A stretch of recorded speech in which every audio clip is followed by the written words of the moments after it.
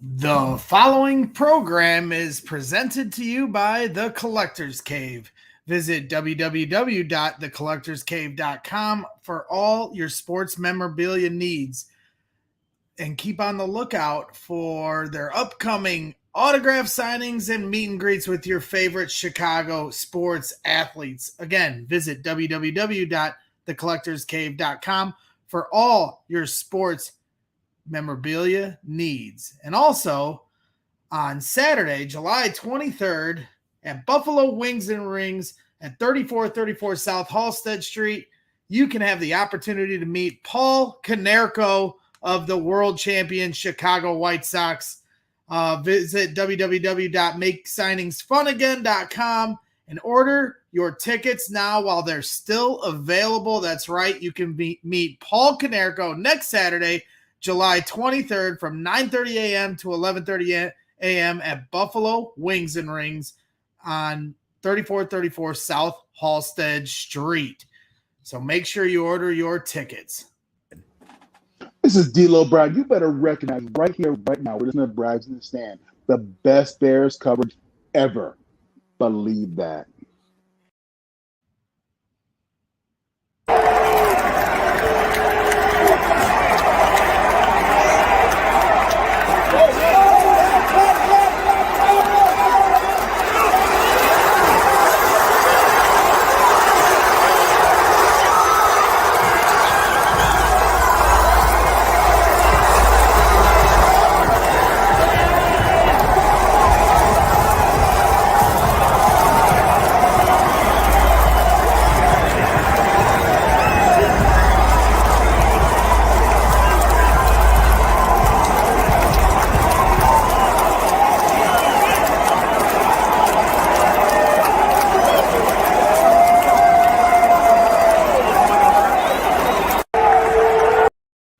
Football season is upon us. What a beautiful thing. We're talking Bears. Let's go.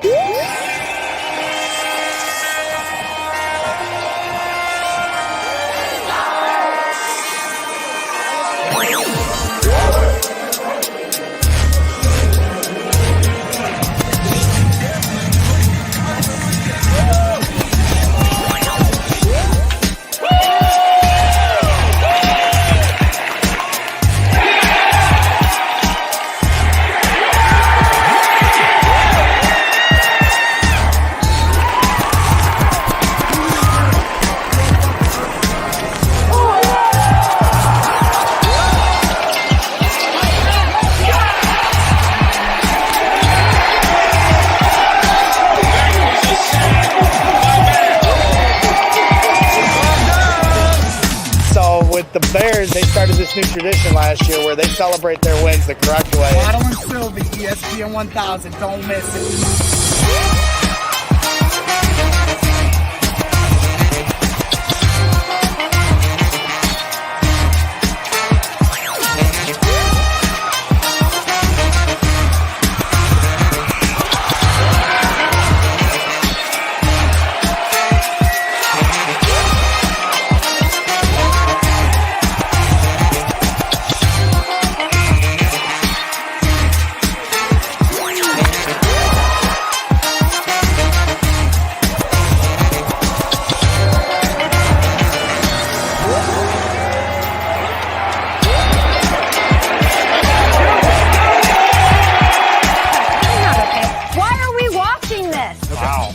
I know what you mean. It's like their own Philly.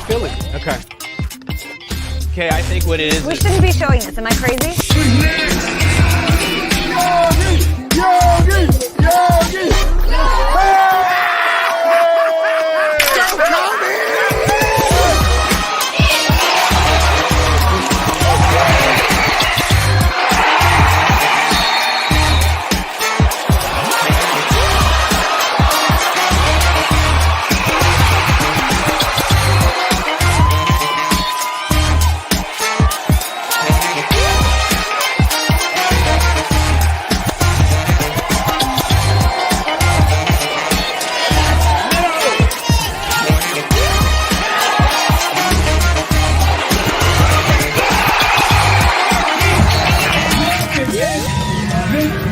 Design has to take at least 8 minutes to make. Look at that thing. Kick killer. What a great sign that is. What if I told you 17 minutes of rain would wash away 108 years of traffic?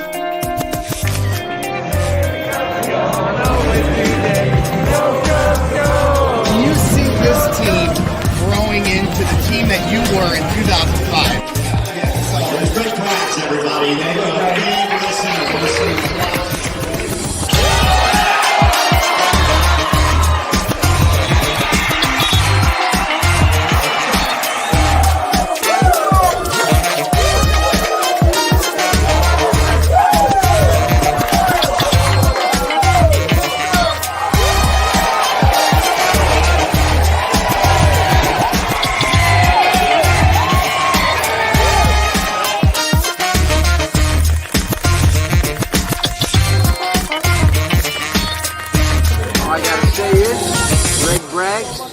You are ridiculous.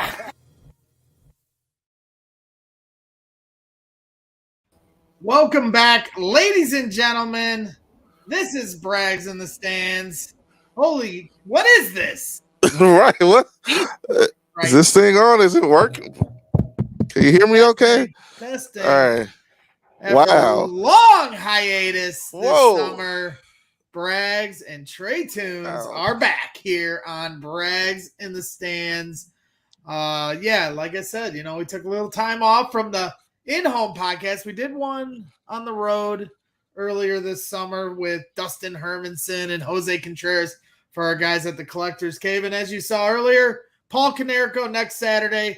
Trey and I are going to be there doing our thing, so we're excited for that. Look at how excited Trey is. Right, yeah. What was that move? Wow. What was that move you had right there? Oh, the Rob Van Dam, we're gonna. It was like some dance moves almost. Oh no. And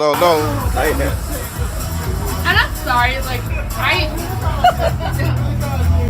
We know Trey's got the moves. We know he's got the moves. So that's exciting in and of itself. So yeah, no, we're doing our thing. Bears football is right around the corner. So I'm excited to get this thing back, just jumpstart this whole thing. Off-season football talk, especially on Bears Twitter, can go into the deepest, darkest holes. And so, it's nice that we've got actual football that we can see with our very own eyes here. Right. Just under 10 days. It's 10 days away at this point. So I'm very excited to do this. So basically, let me set the stage because it's a very special show tonight. We got our good friend to the show, DLo Brown, coming on in just a few moments. He's been on here before with Trey and I. He's a big supporter of what we do here at Braggs in the Stands. There he is wearing the Fields Day shirt, which is something you can get on our Braggs in the Stands Teespring page, which is very cool that, DLo was, kind enough to support us in that way. Here's the Teespring store in all its glory. You can get a lot of different Braggs in the Stands apparel. There's the Cash Mooney shirts. We're going to have to get the Extend ARs off, but then, of course, the QB1 and Fields Day shirts, some nice Bears apparel, and we appreciate DLo. A wrestling legend in and of itself. One of my favorite pictures right here. We're going to have to bust this out. And then, of course, the Intercontinental Champion. And European champion at the same time. Yeah, European and Intercontinental Champion at the same time. We covered a little bit of that the last time he was on, but we showed so much wrestling video content that WWE just snatched our show and threw it away. You can find it on Facebook and YouTube, Facebook and Twitter, but on YouTube, no shot. The WWE is quick with the draw when it comes to copyright. I don't even know if I'm allowed to put those pictures up, Trey. So, like I said, setting the stage, DLo Brown getting ready to join us in just a few moments. He's a diehard Bears fan. I'll let him tell his story, but he was like, he's always wanted to talk Bears with me, which I am just amazed by, because this is, like I said, somebody I grew up watching in the glory days of WWF wrestling, and now he's still doing it for Impact and everything else. But, it's still kind of a surreal thing to be able to just, talk sports with DLo Brown, an icon in my eyes and, of course, your eyes. So I figured, hey, if we're going to talk Bears, we might as well bring on somebody that's actually seen this team this summer, because us as fans, we can kick it around and have our opinions. But until we see this team in the flesh at training camp, we're all just kind of kicking the tires on this thing. So I thought, bring in Zack Pearson from the Bear Report, and this is our guy here. I saw him at training camp last year. He covers the Bears, does a great job on the beat for thebearreport.com. So without further ado, let's do it. Bring in our guy, DLo Brown, back on Brags in the Stands. How are we doing tonight, DLo? What's going on, gentlemen? Thank you for having me again. It's a pleasure to be on, Zach, Greg. I can't wait to talk about the beloved here. Yeah, absolutely. Excited. Me and Trey are very excited to talk some Bears football. And like Trey, hold on. That's Trey there. Yeah, my guy Trey Tunes. What's up, Doc? How you doing? And so like I said, I wanted to bring on somebody because we can talk Bears, but why don't we ask some questions with a guy that's seen the Bears in the flesh at OTAs, at minicamp, and all the other voluntary workouts here this summer, covering the Bears for the Bear Report. Our guy, Zack Pearson. How we doing today, Zach? Good. What's up, guys? Long time no talk, Greg. Trey, nice to meet you. DLo, I was going to come in and do like a really good entrance like you used to do, but I didn't want to embarrass myself. It's okay. The beauty of the entrance is just do it the hell you want and everybody will love it. It's okay. I know, man. I know. I grew up watching that, so I'm like, I'll make a fool of myself if I even try. DLo, before we start talking Bears with Zach and asking a question, who was your favorite guy that did his promos? Who was the one that you admired the most of promo work, hyping themselves up? Well, I mean, that's a softball question. If you don't say The Rock, getting the fact that I stood next to him while he was cutting those great promos, then I don't know a promo from a hole in the wall. So it has to be The Rock. He's the best I've ever seen on the mic, just letting it fly and letting it, spitting it out. So definitely The Rock. Yeah, the millions and millions watching around the world. And he did such a great job at the Super Bowl last year to get the party started. So he was in his, his groove, in his rhythm for that, for sure. So, let's get into our Bears rhythm here. And I'm going to let DLo start it out. Zach, this is kind of your segment. You cover the Bears for bearreport.com. You do a great job. And, like I said, we can talk about it as fans all day, but for you to give us an insider's perspective, I figured me, DLo, and Trey could ask you some of the questions that we want to know pertaining to the Bears, and then we'll scoot you on your way. You can go back to eating dinner with your wife, and then we can have a more sensible discussion about what's to come for the Bears. So, DLo, I'm going to let you start it off. Go ahead. Fire away. Well, Greg, you said it best when you started this conversation out, like, it's only speculation and what we think is out there. The only thing I know for sure is I know Justin and that wide receiving core are putting the work in. And if that half that work translates to the field, that's what gets me excited. So what have you seen with Justin and the receiving core out in practice, out on the field? Yeah, my biggest takeaway is his relationship and friendship with like Darnell Mooney. I mean, those two are like attached to the hip. They are working nonstop. And, Mooney said it as well. And I think Justin's talked about it in press conferences. They're there, late, not even, just throwing. They're there like working out. And I have it on pretty good authority that they're hanging out outside of Hallis Hall as well, which is what you like to see. I know Fields hangs out with Mooney at his house all the time out there. And, with that, that's my biggest takeaway from it. In terms of the on-the-field stuff, I think kind of getting on the same page, because this is a new offense that they're installing. So there's going to be, mental mistakes. There's going to be, mistakes of a wide receiver not making the cut at the right time.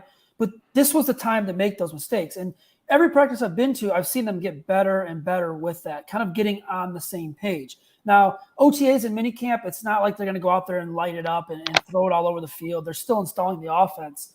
But you want to see progress. And yeah, Fields had a bad day or two out there. A couple of wide receivers had a bad day or two out there. but it wasn't consistently bad days, which is good. I mean, there'd be a bad day, then a couple good days, maybe a bad day, and another good day, stuff like that. So my biggest takeaway so far has been just the relationship he's built with Mooney. The speed of the receivers is something else too. Velus Jones is quick, man. That dude is fast. And the other thing I would say is they're getting on the same page because they are installing right now. And, well, they were installing before, not right now, but getting kind of on that same page as they went along. That's awesome to hear. I love hearing that they're building this chemistry. That's all football is. For anybody who's played it or watched it, it's doesn't matter. Talent, everyone's got talent out there, but it's that chemistry when you put guys together on the field and they're thinking the same thing at the same time. Yep. That's when greatness happens. Yeah, definitely. Trey, what do you got for Zack here? Well, it's like, you pretty much hit every little question I had. It's like, because you want these teams to, because it's such a big unknown, with these guys, and you haven't seen them play together, and you want to be hopeful. So you try to grasp onto every little thing, but it really is about some people might downplay it and just say, "Oh, you're just grasping on to any kind of hope." But yeah, you do want to be friends and like the people that you play with, because you tend to play harder for people that you like and all of that stuff, and have a good locker room, and it's just such a big unknown, and it's like you want to be hopeful, but it's almost like a wait and see process. And it's good to hear that, with the new offense coming in, that you're going to make mistakes. There are going to be mistakes, but you want to see the growth and not the repetition of errors and stuff. So, yeah, that's what I was going to ask. Do you see progress?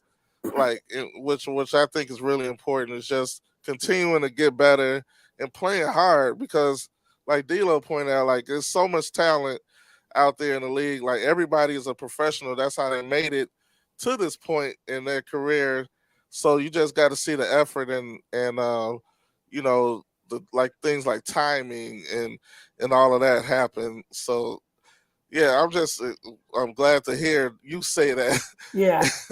Well, I think it's hard because during OTAs and the mini camp that they've had, the past couple of months, I always get asked that by people on podcasts and by my friends. Everyone's like, how do they look? How do they look? And I try to give them a warning. I'm like, there's going to be good.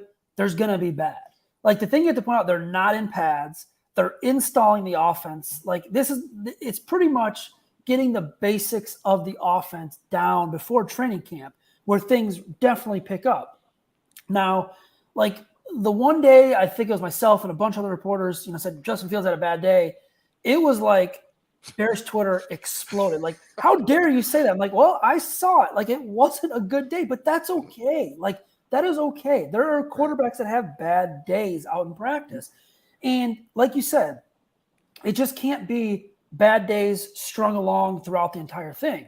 There were good days too.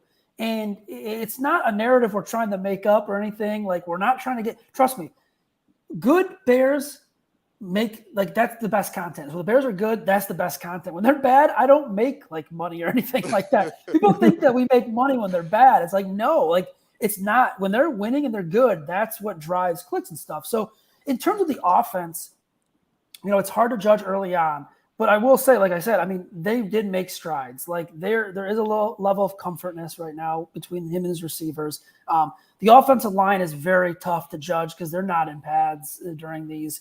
But you want to see that connection. You want that timing. All the great quarterbacks have that timing. Aaron Rodgers, plays for Green Bay, whatever. But the guy had perfect timing with Devontae Adams. Tom Brady with his receivers, perfect timing all the time. So this is where you kind of work on that and you make those strides there. And honestly, you want the bad days to happen in OTAs and off-season minicamp, because if it's happening throughout training camp, there's a serious problem. I don't think we're going to get to that point just yet. I got one more negative topic point that I guess I got to hit on, because I'd rather talk about, what the positives are. I guess I might have a couple concerns, but as far as, feeding the trolls of, Bears Twitter or whoever, ESPN puts out, ESPN can be the biggest troll at times, but they put out a thing from a computer, simulation saying that Justin Fields is going to lead the league in interceptions this year. How much credence do you put into that? Do you buy it? Where is your thought process when you hear a headline like that? I actually saw it right before I came on. I was reading a little bit about it. My first thought is, no way. I don't think he's going to lead the league in interceptions. I'd actually be more worried about the fumbles and the ball security. Like looking at a couple of his interceptions last year, I want to say at least 2 to 3 were probably tipped passes or balls bad at the line of scrimmage. They all count the same. I get it. But like the chances of that continuing to happen probably is very slim. If it does, then there's something wrong with his mechanics. He's changed his mechanics a little bit with the footwork and the arm angle. So I don't know. I don't put I wouldn't worry. I would tell Bears fans, don't worry. I think I'd be shocked if Justin Fields led the league in interceptions. Because he's going to tell you one of two things. Either his wide receivers aren't doing a good job of getting open and creating separation, or he's forcing the ball in a lot of bad spots, or he's just downright bad. And I don't think that third one is true. I think it would be more of the first two. I would just actually be more worried about the fumbles. I don't know the exact number of fumbles he had last year, recovered or what, but I was a little worried with the ball security, like where he was holding it, kind of, like Jay Cutler. Remember when he would just kind of hold that football out and it was just easy to strip? Kind of seems like Chicago, we have a problem with that. Like Mitch Trubisky kind of a little bit of a problem with it. Cutler's had a problem with it. But, yeah, I don't see it happening, man. I don't think Justin Fields is going to lead the league in interception. I think there are far worse quarterbacks in worse situations out there as well. Yeah, I agree. The ball security is more – I mean, he had some last year that he recovered himself. Yeah. I can remember against the Niners, he put the spin cycle on Joey Bosa, made an amazing play to get out of the pocket when the line completely collapsed on him, rushes all the way to the sideline, and then right at the end he had it slapped out, but it rolled out of bounds harmlessly, so you don't think about it as a fan. But if the ball bounces the other way and stays in bounds, talking about a turnover in the red zone. So that's where I want to go, and then I'll kick it back to DLo. My biggest concern is the red zone. I think they're going to be able to move the chains between the 20s, but then when they get into the red zone, who is going to be their target? They just picked up N'Keal Harry, a big target. Is he going to make the team? You'd like to think so with the trade they made, but at the same time, he's behind the rest of the receiving core as far as chemistry and getting to know Justin Fields. The obvious guy is Cole Kmet, and that's who I want to know, because he's got to be their red zone guy, because everybody and their mothers knows the Bears are going to try to run the ball when they get in the red zone. So they're not going to be able to do it as successfully because of that, unless we have some red zone options for Justin Fields. And, he concerned me last year at times. He had his opportunities. Yes, Matt Nagy's system was all over the place as it could be. But right here, this is a catch you got to make, and he doesn't bring it down.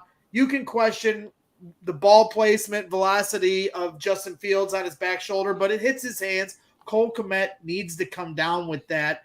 Where are you at seeing what you're seeing from Cole Kmet in year 3 of this offense and year 2 with Justin Fields? Yeah. Before we get to the Kmet part, I mean, you're right in the red zone. They were dead last in goal to goal last year, which is awful. And how many times did we see a drive get down to that inside the 10 and it would just stall? And then the one scream that was on Twitter was Matt Nagy running like 4 verts to the end zone, like 10 yards out, which is insane. In terms of Kmet, I mean, this is it. He has to. I feel like this is the make or break year. You pointed to that play right there. That's second round pick. You have to make that catch. And I think there was one against Green Bay his rookie year early on. It was kind of similar, just right through his hands in the end zone on a tight pass. So with Kmet, I mean, he's the number 1 tight end right now. This is his first year without Jimmy Graham. His first year, he was behind. Jesse James was here last year. Jesper Horsted was here last year. He's the guy. Now they brought in a couple of tight ends who are intriguing, but I think they're going to ask Cole Kmet to be that pass catching tight end and not really worry about the run blocking as much. Now he's the guys you see there. I mean, that's kind of like a short dump off security blanket for Justin Fields. I think that he's got almost that part down. Now it's kind of stretching the field. Can you take advantage in the middle? Can you beat the linebacker? If you're matched up on a safety or a defensive back, can you beat the safety? Can you beat the defensive back in the middle of the field? I'm not saying he has to go out and make 20, 30-yard receptions, but stretch the field a little bit, 15-yard gain, stuff like that. And, last year, I want to say he didn't have a touchdown last year at all. And they went to Jimmy Graham in the red zone when they could. He's going to have to be that red zone guy because I don't see anyone else. Maybe N'Keal Harry with his size, but if you don't have a red zone threat at tight end and someone that can make those plays, then your offense is going to struggle. I mean, look at these tight ends right now in the NFL, man. They are freak athletes. Like it's continuing to evolve. And I feel like the Bears got to have one of those guys in their offense. And man, I don't know if it's Kmet right now. He'd have to show me a lot to take that next step. We're going to kick it over to DLo here. We got Capitalistic Czar in the chat saying, this is such an odd foursome, but I like weird. That's good because you're going to get a lot of weird at Bragg's in the stands. But DLo's as diehard a Bears fan as they come. So this foursome's fitting us just fine right now. DLo, go ahead and take it away. So I know that the focus this offseason has been on the offense, but let's kick it over to the mainstay of what the Chicago Bears have been in my entire existence. What's that defense going to look like? Is Roquan going to be the dude in the middle, and is he going to lead that team to it? Be able to handle a short field on maybe a turnover or a fumble, or can they stand up to that goal line defense? Tell us about what's on the other side of the ball right now. Yeah, we know Roquan's a stud. He's probably one of the more underrated linebackers that just does not get the respect he deserves. And, now going to the 4-3, they got Nicholas Morrow next to him. They got Joe Thomas and a couple other guys out there as well. Roquan is that leader of the defense. He's going to be the guy. It'll be interesting to see where they're going to line him up and play him. We'll know that in training camp because Matt Eberflus didn't want to commit to any of that in the offseason. But, you got Roquan. He's your guy. He's your guy in the middle right there. The defensive line is the one I'm not worried about, but that's the biggest key for me because you got a lot of new guys. We don't know if Robert Quinn is going to last the entire year or if he even is there during, to start. That's a storyline to watch. And if he's gone, Travis Gibson, you have him. He's got to prove he can take the next step again. Al-Quadin Muhammad is another guy. But in the middle, man, I mean, they're relying on Kairos Tonga as pretty much their nose, their big guy in the middle. And you have Justin Jones, who I like. I think he's a good signing on that interior. I think he's going to be really good from them. Obviously, they wanted Larry Ogunjobi. That didn't work out. And while people say Jones might be the second option, I think he's going to be good for them. That defensive line, if they can't get pressure, I'm going to be a little worried. I think Jalen Johnson's going to be fine. I actually think the back end of their defense is going to be better than people think. I think Eddie Jackson playing with a true strong safety in Jaquan Brisker, if he wins that job, is going to be fun to watch because Eddie Jackson's two best years were playing with Adrian Amos. And since then, they have not been able to find a guy like Amos. I mean, they've gone through Deshaun Gibson. They've gone through Clinton Dix, Deion Bush. DHC played a little back there as well. And Eddie Jackson just couldn't find it back there. I think having a good, strong safety who can play up in the box will be good for him. So, yeah, I mean, the best way to help out your secondary is pressure on the quarterback. And the worst way, to make everything worse is letting the quarterback sit back there and pick you apart. So they're going to have to get pressure. That's my one thing on this defensive line is where's the pressure going to come from if Robert Quinn's gone? We're going to find out pretty quick here soon enough. I'm glad you pointed out pressure from the D-line and just how important the D-line is because your secondary is only as good as the pressure. And if there's pressure from the D-line, then the secondary can be opportunistic as opposed to defending and hopefully just covering zone. So hopefully we get some pressure from the D-line. Yeah, and I mean, there's question marks. Like, I think Jalen Johnson's fine. I think Eddie Jackson will be fine. Brisker will be fine. Gordon really wasn't out there much during the OTAs and minicamp. We don't know exactly if it was for sure an injury. They wouldn't tell us. But other than that, I mean, you're going to have Thomas Grant, Tavon Young battling for the nickel. If Gordon doesn't win that second starting job out there, they might have a couple holes in that secondary. And like you said, man, you got to get that pressure. And when you're playing Aaron Rodgers and you're playing these really good quarterbacks, you got to get to them. Otherwise, they're going to burn you every time. Mm-hmm. All right. 100%. Trey, what else you got for Zach? You got anything? Yeah, well, I want the with the wide receiver acquisitions we got. Like, is it true that We have the last year's number 1 and number 2, like top rated blocking wide receivers. Oh yeah, so I think that stat was like in November. Yeah. Was that like I think like PFF put it out in like November? It was like Brian Pringle and was it Harry that was the second? Yeah, Nikhil Harry. I mean, I don't know. I don't think that's why they brought him in. I saw that, and I saw a lot of people, like, oh, they're definitely outside run. Well, they're going to run an outside run, zone scheme. It's West Coast kind of based. Yeah, I don't know how much I read into that. I'd have to look actually and see if they were actually 1-2 to finish the year, because I want to say, I mean, if anyone knows, I want to say that was tweeted out in like October or November. I can't remember. Yeah, I think it was. I think it was like November. Yeah, so it's almost like we got a goal line package with 2 huge wide receivers out there. So. Yeah, it's like when you play Madden, you just want to just pack it in, and like you're going to run the ball, and you see the defense line up. It's like, yeah, you kind of want to fool them. Yeah, I don't know. I mean, yeah, I'd have to see about that tweet again. Okay. Absolutely. It's just so hard to, a lot of people are making predictions this time of year. That's what you do in the off season. It's fine. It can get a little tiresome, the daily, roundabout arguments. I get it. Some fans want to be optimistic because, life's short, and then others are going to be cynical. This team has a lot of holes. Depth is certainly a question. A lot of question marks. We don't know who's playing on any spot on the offensive line, it feels like, yet. Nothing's set in stone. What are your impressions of this team? Is it going to be like last year, 6 wins, or do you feel like the coaching change, the system change, maybe hopefully an attitude change is going to be enough for them to win those 3 or 4 games? All these games come down to 3 points, right? That's why the spread is always 3.5. So is there anything inside of you that feels like, hey, this team might be a surprise team? It might be a team, others don't want to play. I'll say this. I don't think they're going to be the worst team in the NFL. I've seen that kind of thrown out, that they'll be picking top 3.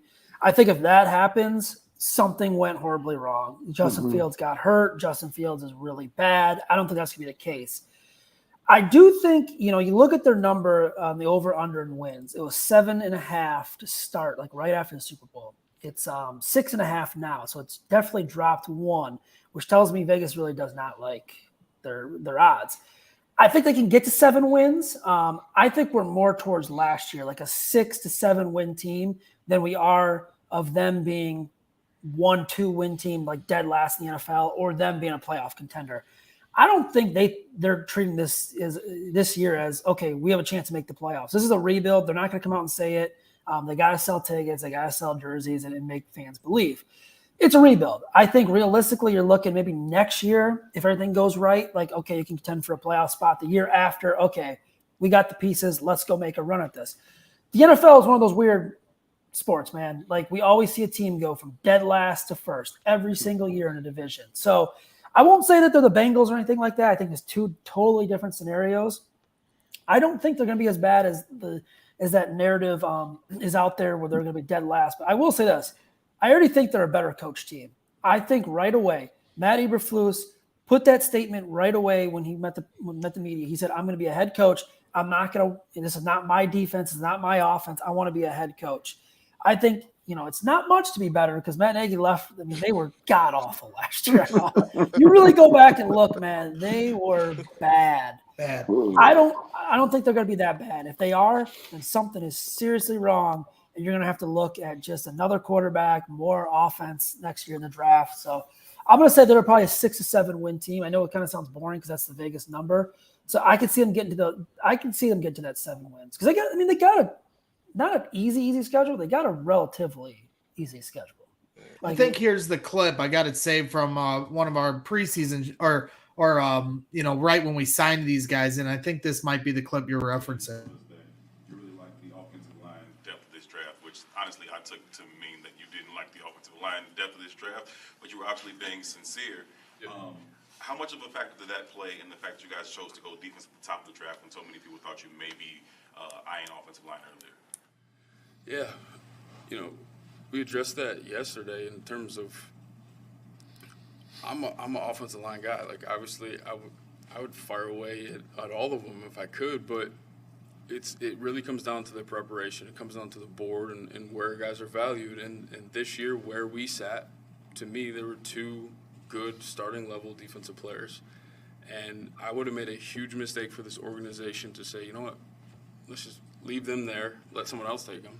And then we're going to go to offense where they're not on the same level. And then you're kicking yourself a year or 2 later when that guy's at an all-pro. But yeah, I just did what I needed at the time. Again, it comes back to discipline and doing things the right way, and I felt like that's going to be a decision that we're all happy with. So a swing and a miss there was not the quote you were referencing, but talking about going for defensive backs over maybe wide receiver talent. Is that something you agreed with, or are you more down with that plan now that you've seen it? I know Kyler Gordon hasn't been out there. I was fine with it when they did it. I mean, man, the talk you remember this, Greg. The talk last offseason was, what the heck are they doing at cornerback? Like, who's going to play defensive back? And like, can Tashawn Gibson be a fill-in at safety? So I was fine with it. I think they have a guy in Kyler Gordon who had a first-round grade by a lot of people. That's just too much to pass up. And then, you have a guy like Jaquan Brisker who, is a true strong safety that they think they're going to be 2 Pro Bowl guys, hopefully all pro guys, to solidify that defense. You can't build it all at once. You only have a certain amount of draft picks. And the way that, the roster that Pace inherited, man, it was pretty bad. I mean, there's a lot of polls. I'm sorry. There was dead money. There was aging veterans. And you saw that when they made the decision not to bring back Bilal Nichols, Akeem Hicks, Eddie Goldman, James Daniels, guys like that, Danny Trevathan. It's a rebuild. And I think when you can get that talent and those are your guys, you get them. We don't know the draft board. Like, we have no idea who was what, who was where. And when they went to Velus Jones, a lot of people are mad at that. I get it. I understand that one. But it's just, we just kind of have to trust them at this point. Sure. I mean, and they should be allowed that, that benefit of the doubt until they prove us wrong. Yeah. We haven't even gotten to camp or watch them in games yet. And I think they should get this whole year to kind of lay the foundation before fans start jumping to conclusions. And, I know everyone wants to be the first to say something so they can say, I called it, and pull the receipt on the person that didn't call it. But, it takes time. And I think people need to show a little patience before they make, their judgments. Real quick, because I don't want to take up too much more of your time, but we didn't touch on the running game. Well, I'm not like my boys Phil and Shane. They keep you on for 2 hours till midnight. But, I do want to ask you about the run game, because that's what this team is going to be predicated around on the offensive side of the ball. David Montgomery and Khalil Herbert. I'm a big fan of Khalil Herbert. I was at camp last year, really impressed with him, telling people he was going to be a breakout player. And then when he got his opportunity, he really proved me right in that sense. I think he is capable of being a starting running back in this league. But I have no problem having both. David Montgomery is a monster, and if he can stay healthy, you've got a real 1-2 punch here. Transitioning into this Shanahan-style offense, we're going to see it on display on the other side of the field week 1 against the Niners. What are you seeing from David Montgomery and Khalil Herbert, and what are your impressions about both guys in that regard? Yeah, I think it's going to be more of a split than people think. I think Montgomery's going to be your number 1 running back. I think they're going to give Herbert a lot more carries. I really think they want to protect Justin Fields, not put him into long third down situations, run the football, play good defense, kind of that old school Chicago Bears style that we've seen for so many years, and then start to kind of open things up as Fields develops. But yeah, I could see him going with the 2 backs. I mean, I could see the split being somewhere like, and look at the burst 70-30. right there. Yeah, he's quick too. I mean, we would know more about him if he didn't play at Kansas for 3 years. I mean, no offense to Kansas football, but I mean, it's like he played at Virginia Tech, and that I guess that really helped him. But yeah, I mean, when he filled in, Montgomery was out for 4 games last year. Right. He filled in well. So I do think we're going to see maybe that 70-30, 65-35 split. Maybe it goes more as the year goes on. I'll be curious to see if either of them get, more looks in the passing game. Because I think with a lack of weapons out there for Justin Fields, will they try to dump it off to the running backs more often than not? Where will they line these guys up? They don't have Tariq Cohen anymore.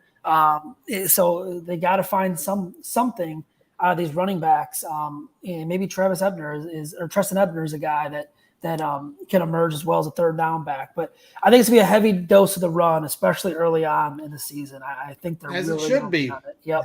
We went from one coach that once said, I didn't come here to run the I formation to this coaching staff that brings in a fullback. Yeah. So, First time in how many years? 5-6 years? Talk about a mentality difference, and I like what I'm seeing, so we shall see. DLo, Trey, do you guys have anything left for Zach before we cut him loose? No, man. Zach, go have a good night. Hey, I got Better Call Saul on the DVR, so that's I'm watching that tonight. There you too. go. Yeah. 5 episodes left. 5 episodes. Don't left. remind me, but it has been great. This last season has been fantastic. Yeah, no, thanks guys. I really appreciate it. Nice meeting you, Trey. Nice meeting you, DLo. Well, Zach, do you have any questions for DLo? I know because when I asked, I was like thinking to myself last night, DLo, and I was like, I want to ask a beat guy to come on so we can have a more sensible conversation about what's going on this offseason heading into training camp. And I was like, which beat reporter was definitely a wrestling fan growing up? And I had to go to my age demographic, and I figured Zach, there was a good possibility I texted him. He said, absolutely I am. Asked him if he wanted to come on, and he was really excited about it. So yeah, I mean, I don't know if I have any specific questions. I guess, I'm more interested. Like, I hear the stories of like on the road and stuff. Mm-hmm. Are they really like as crazy and cool as I like picture them in my head? Like, I will just put it like this without hopefully no statute of limitations pop up or getting someone in trouble. But yeah, that's why I was kind of hesitant to ask about it. So I'll gloss over it and just say it can be at times the real rock star life where you're living the dream that you always thought you could. You're out. Wherever you go, if you're in a city, people love you there, and it's like Chicago everywhere you go. There's someone always buying you a drink. You're never paying for dinner, but that comes from you gave that love and joy to people growing up, and they're just giving it back to you. So I love the fact that I made an impression on people's lives, and it's lasted this long. I mean, it's 20 years since I've been on TV, pretty much, and people still look at me like I just got left TV last week, so it's a pretty cool life. I'll take it any day of the week. Who was like, I mean, your guy to like hang out with, like one of your good friends, maybe like overall. Mark Henry and I were inseparable. We were joined at the hip. We were literally twins. We would go everywhere together. If you saw Mark 10 feet behind him, I was there somewhere signing an autograph or vice versa. So Mark was my dude. We drove together. We roomed together. We hung out together. Did you see the video of his son deadlifting 600? No, squatting 600 clean. Yeah, insane. 600 clean at 16. I actually text Mark. I was like, "Hey, what were you squatting at 16?" He goes, "I don't want to talk about it." I guess my final one for you though. This is have you seen any of these the documentaries out? They're like Sunday nights. Oh yeah, like the A&E ones that are there. Yeah. I actually got I've literally got the Goldberg one queued up that I'm going to watch tonight. So I enjoy it because I love taking people behind the curtain and showing the person behind the character, behind the superstar, showing everybody we're just people. Yeah. But we have to have an exceptional job. So I love those behind the scenes kind of thing, and they're really well done. They're awesome. really well done. They are like their whole series that they do is like the Hidden Treasures one. I was glued. All those the Dark Side of the Rings. They're produced so well, and they give people just an insight into what we go through on sometimes on a day-to-day basis. Puts the human behind the superhero, as Goldberg, said that he kind of felt like he was when he was at his peak, watching the Undertaker one. Zach talks about the stuff behind the scenes, and they really highlighted the Bone Streets crew, of Godfather, Yokozuna, Rikishi, Henry, Henry Godwin. I'm sorry, and you obviously were mentored by the Godfather. So did they ever let you in to play Bones with them? I played Bones with them, but I wasn't allowed in the crew. I was a visitor. I could circle like a satellite, but then there came time I had to get out of there. That was my crew right there. We hung together. We had our crew. So I got a hall pass because of Godfather, but I wouldn't. I couldn't be. They just let you in to take your money, right? Yeah, that was it. Take my money and for me to buy Jack Daniels. Oh, Jack Daniels, that's the drink. All right. The Raw's War, man. That classic banner. That look. Oh, man. It brings back memories of seeing it, right? Oh, dude. I was actually I was actually at a Goodwill a couple weeks ago, and I found like a bunch of 90s wrestling shirts, and I just had to buy them because it just took me back. Yeah. Oh, man. Like the Stone Cold, the Goldberg, the Raw one. Oh, man. Like, if I could go back to that era, that'd be perfect, man. Dude, I consider I lived a great life, but those 3 or 4 years, man, I could relive them. You put them on a loop, and I could relive them over and over and over again for the rest of my days and wouldn't care. Man. Well, Zach, I appreciate it. Real quick, Leo Factor in the chat. I don't want to ignore our listeners as they watch along. I appreciate everybody tuning in tonight. You know, you're a UNC North Carolina guy. Yeah. You talked about Daz Newsome here before on other podcasts. You know, quickly, you know, his chances of making the roster over some of these guys, especially with N'Keal Harry in there. Yeah, I think he's got some work to do. And I thought he had work to do before N'Keal Harry got there. I mean, he's got veterans. He's got to pass up. And we got to remember, that's not the same coaching staff that drafted him. So that's kind of a disadvantage for him, too. I like Daz. I loved him at North Carolina. I thought he should have got a little shot earlier last year. But, yeah, I don't know, man. I think it's going to be an uphill battle for him in training camp. Sure. Well, we end on Daz Newsome with you, Zach, but appreciate all your time. Glad I could connect you here with DLo, and we'll cut you loose. Say hi to your lovely wife and enjoy your night with Better Call Saul. Yeah, you guys have a great night. I really appreciate you letting me come on, guys. Take it easy. Appreciate you, Zach. We'll see you at camp. I'll be harassing you. Feel free, man. See you guys. Right. That is Zack Pearson from the Bear Report, bearreport.com. Does a great job over there. You know, DLo, I want to introduce you to a couple friends of mine.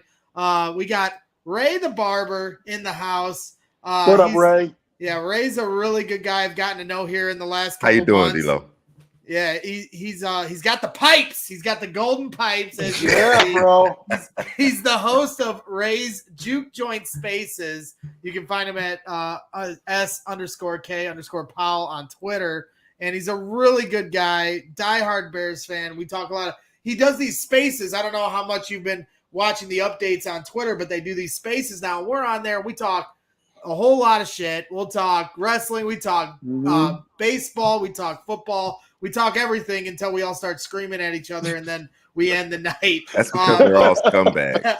And he's the ringleader of that circus. And I told him, you know, I'd bring him and our buddy Junior, who does work with the Bad Guys Radio, does great work for those guys, and he's also a big part of the spaces as Ray just said. We call ourselves the Scumbags. So we have a crew here, and DLo, I don't want to take up too much of your time, so whenever you got to go and do your thing, you just let me know. But I just wanted to kind of talk about what we heard with Zach and from a fan's perspective. Now that we've kind of laid the foundation and heard from somebody that's actually seen the team here this offseason, now we can have a more educated conversation about our expectations as fans. So, DLo, after what you heard here tonight, where is your mindset with this team? Are you keeping your expectations low,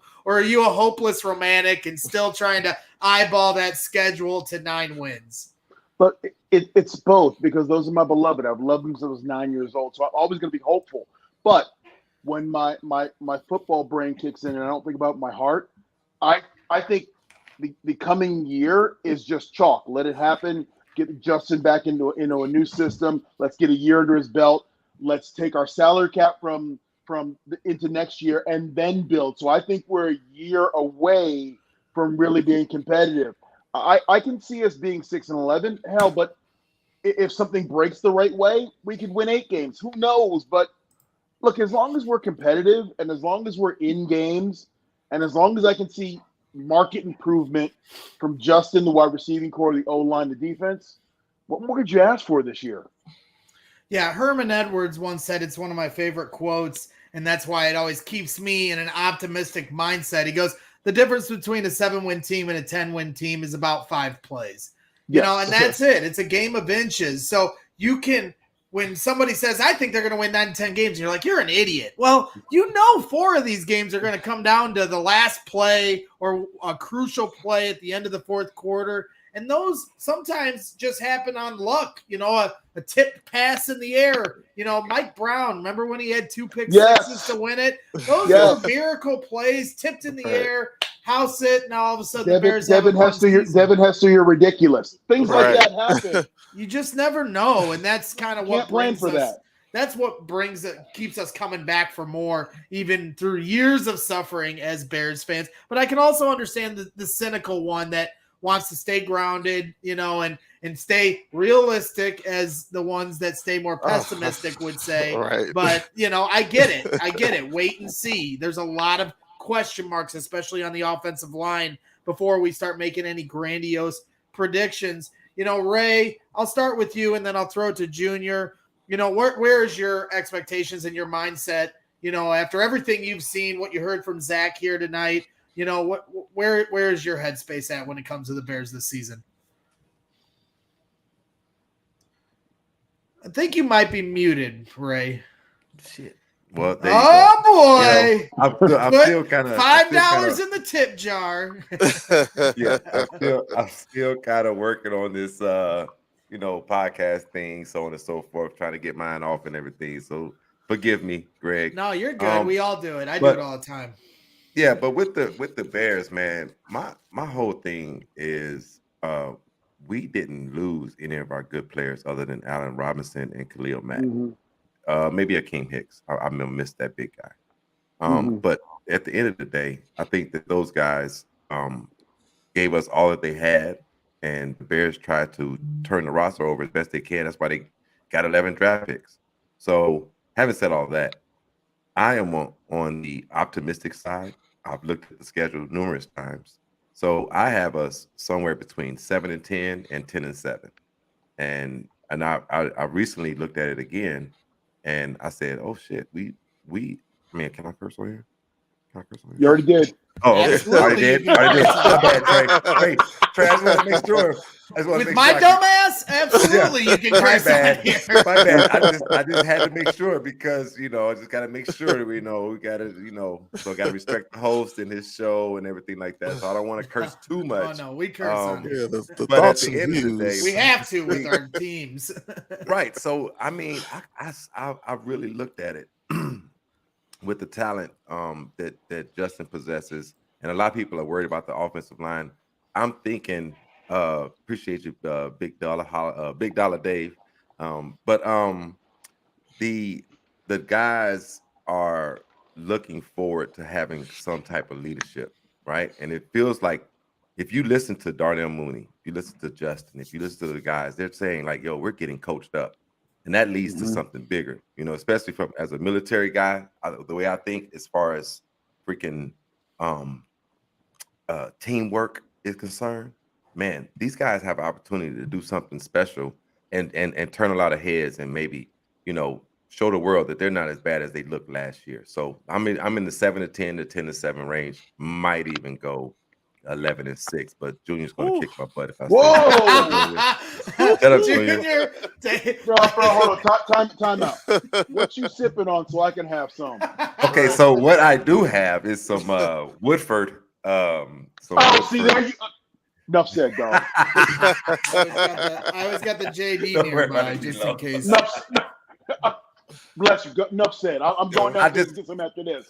Yeah, right. But but when you go and you sip, look at your schedule as you do it, and then see how these teams really better than my Bears. Because the Woodford makes schedule look better, dog. I looked at it. Hey, DLo, I looked at it clean and sober. I really did, and I just think that they're going to be a lot better, only because the defense, and it's what look that face right That's there. the look. That's the look when he heard 11 wins. So only because I think the backside of the defense, like Zack alluded to before he left, I think they're gonna be better than people think. And with Eddie Jackson, Ejax being able to roam again, I mean, sky's the limit. So. Yeah, Chicago Rilla said that extra game is in the glass. That's my guy. It would be somebody that actually knows me to say something. That's awesome. Now, in Ray's juke joint spaces that we're always in, it's a lot of fun. We have a lot of healthy, fiery conversations. And two of the most fired up guys in that space are one guy named Justin. He's not here. No, not Justin Fields, just much crazier Justin. And then our guy Junior here, who's one of the most passionate Chicago sports fans I know. And he always tries to keep us in check in there, especially the eternal optimist. So I know Junior's going to have something for Ray here. Go ahead, Junior. The only thing Ray said that was optimistic was really nothing, because there's nothing I look at the Bears and think, man, this is a 10-win team. You know where they're a 10-win team? In the CFL. That's where they're a 10-win team. And that's just facts. I mean, it's hard for me to sit here and you say, we really didn't lose that many good players.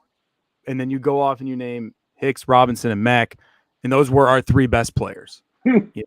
It's very hard for me to accept that, okay, we just lost, three of our best players, which all three of them have potential to be all pro. And obviously we know Mack and Robinson could do that. Hicks, whatever. And then say they're going to be a 10-win team. I have a hard time believing that.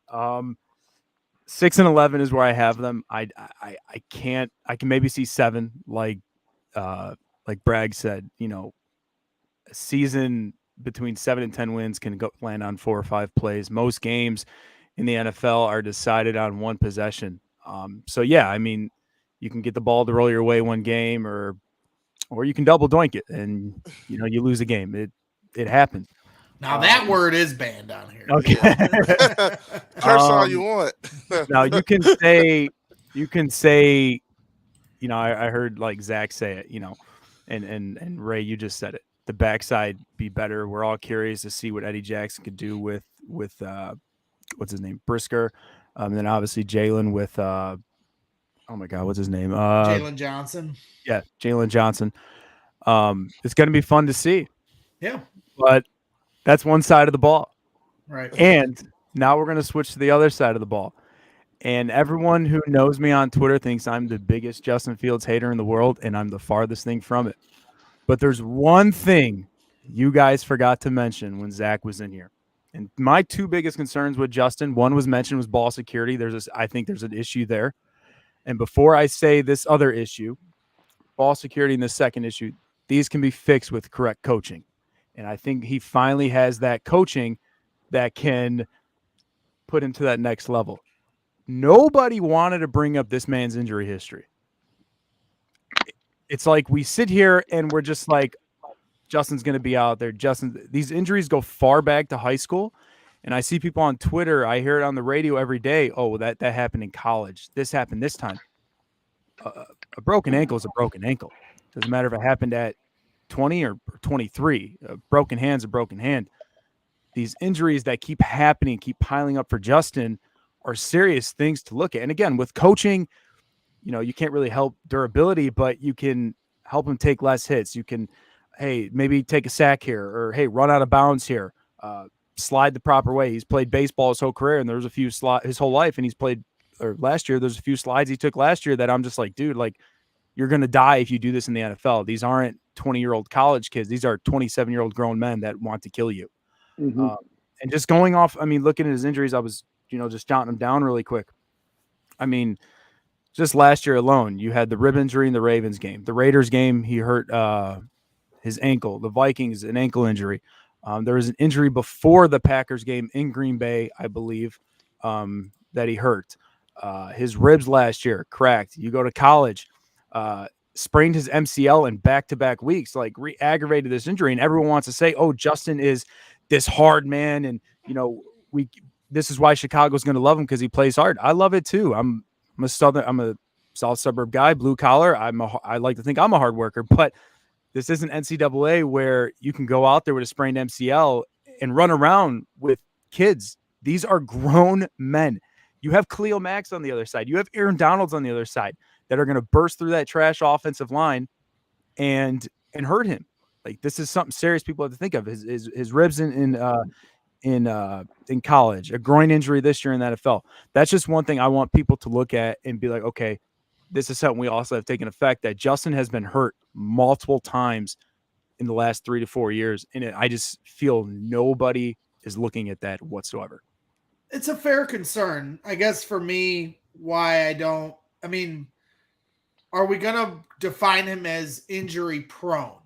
You know, like, to me, and we talked about this on the Spaces a little bit, but like, if a guy has reoccurring injuries on the same knee or the same collarbone, like Aaron Rodgers, or, you know, that might be more of a concern. But when he's having injuries all over the place, like you mentioned, it's a physical sport. They're trying to kill you out there. So yeah, guys are going to get injured.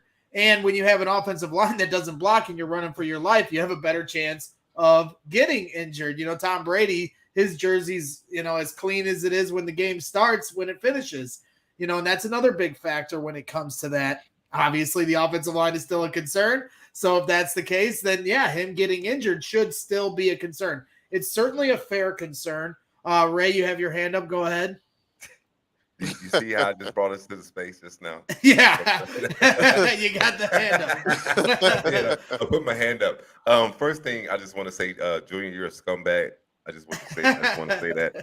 You're a scumbag. And also, I just asked the host, if you can, before we get off here, I would just like for everyone to pull up their schedule and just go through it one time. Just one time. Just go through it one more time and be optimistic about it. Well, not optimistic. I'm only using the word optimistic. Go and be a little bit more reasonable and look at the other team that we're playing, because we're playing some really crappy freaking teams this year. A lot of them, to include some teams that have way worse situations than the Bears have. So I'm just saying, if you can, Greg, I'm just going to ask. Just asking us if you can. If you can't get to it. Maybe we'll get into that here once we scoot DLo on his way, because it could take some time going through the whole schedule one by one. I don't know if Mr. DLo would want to go down the list with me, because he hasn't had his Woodford. I haven't had my Woodford yet. It's still downstairs, and if I run down, I might stay down there. Yeah, if you want to take a few shots, DLo, and then look over the schedule and find our way to 11 wins, we'd appreciate it. I'm sorry, I love my Bears, but there's no way on God's green earth and all the air and space around to go get to 11 wins this year. I'm sorry. Okay, what about 9-8? What about 9-8? Meet me in the middle, DLo. 9-8. Come on, bro. And I agree with you, Ray. You know, that they do have a schedule that is winnable. But we have to know what the Bears are going to be before we can start picking them. They're looking at us saying the same thing. Exactly. Like, I was just going to say that is, like, we can look at the New York Jets and be like, holy shit, we're playing Zach Wilson and this bum team. What do you think, like, they're saying about us? I mean, no. 1 second. Not saying that. You can be. Oh, no. You know what they're saying? You know what they're saying? They're licking their chops. You know why? They're licking their chops because all they see, those defensive linemen, is holy shit, we about to feast. And Zach Wilson, because everyone wants to sit here and be, oh my God, N'Keal Harry, Byron Pringle, Darnell Mooney, cool, awesome. But Zach still, Wilson's on no a heater money right now with the mommy brigade that he's tearing. No money put into that offensive line whatsoever. Right now, in all 32 organizations, here we are in July, and everyone is optimistic, and everyone's saying this is 100%. Our year. Hope springs eternal. Every team. So every team can't be right because there's only one at the end. And there's always teams. I'm sorry. Go ahead. I'm saying, but legit, right now, the Jets and the Giants are looking, going, well, we had a great draft. This could be our year. Ooh, we got the Bears at home in December or in November, whenever. This could be a winnable game. And we're going, well, it's just the Jets. They sucked last year. They could suck again this year. We don't know until we get there. Let's get through week 1, week 2, week 3. You don't know what you are until a month into the season. Sure. You have no clue. It's true. Especially with how soft they take it in the preseason, which is going to be one of my biggest things I look at with Matt Eberflus here going into training camp. I liked hearing Zack say, I think they got a good coach. He would know. He's watching. I haven't seen Matt Eberflus yet. I'm really excited to see how he deals with this team at camp. I'm really excited to see if he's going to pussyfoot his way through these preseason games or if he's actually going to play these guys and figure out who his offensive line is. And yeah, you're taking on an injury risk, but this team needs the work. They need to get out there and figure it out, not in week 1 when the bullets start flying for real, before that. And that was the thing that Matt Nagy didn't do last year, hadn't done since his first year here as head coach. When he came into camp his first year, he set a tone. The players are trying to impress him. He's trying to impress the players. There was an energy, and they played physical at camp. They played hard in the preseason. They had something to prove. And then after that, they just took every preseason off like, hey, we'll figure this out on the fly. That's not how it works in the NFL. If Tom Brady is out there in the preseason every year playing in multiple games for, 3 quarters sometimes, Russell Wilson does the same thing, then our guys can do it too. Yes, if we haven't figured out the offensive line, that I understand the injury concern, so I'm not trying to belittle that point, but at the same time, how do you figure out who your offensive line is? Until you get out there with your guys, with your quarterback, with your running backs, with your wide receivers. So I'm really interested to see what Matt Eberflus does. Trey, after hearing from Zack, talking to Zack, and hearing, what, Ray and Junior and DLo are saying, and myself, where is your mind space at when it comes to this Bears season? Are you optimistic, or are you in the will mode right now? Well, I'm always going to looking very angry. One of our loyal listeners.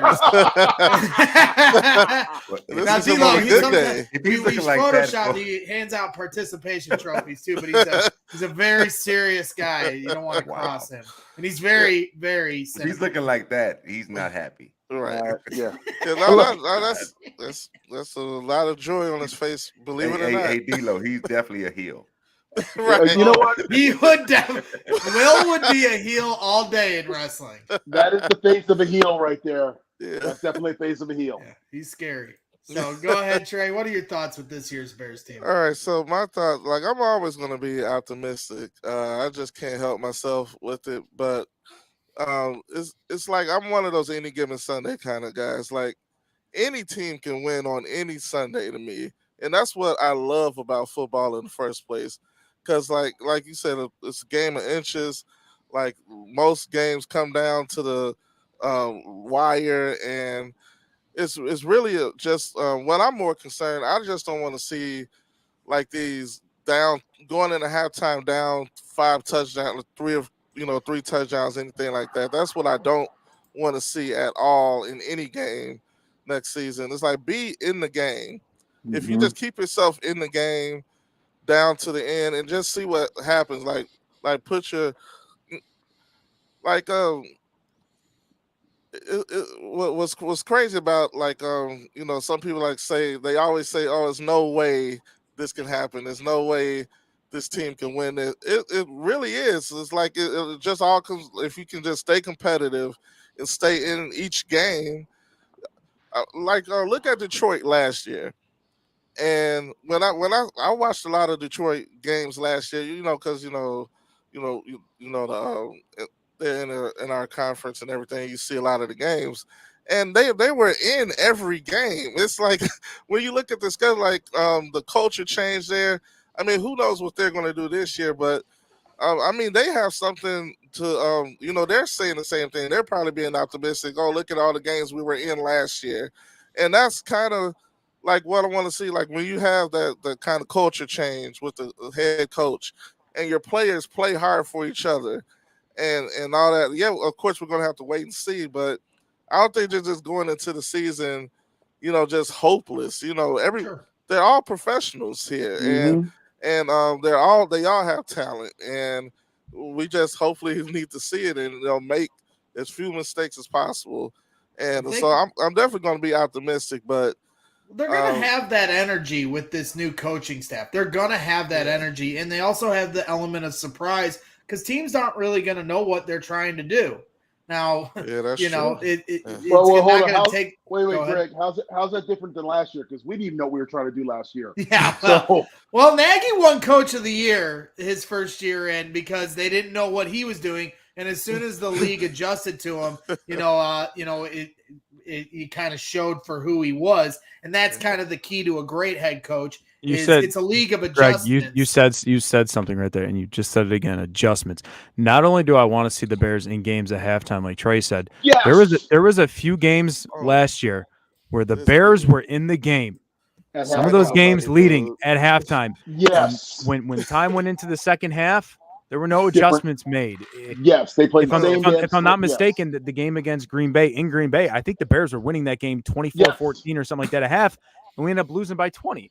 Yeah. There was multiple games last year that the Bears could have won. And again, that's my thing. Like when I go back to Justin, like with better coaching can make him a better player. Better coaching is going to make this team overall better. When you make adjustments, mid-game is so big in the NFL, and that's something the Bears lacked so much last year. So much, offensively and defensively. That's the hidden variable. That there.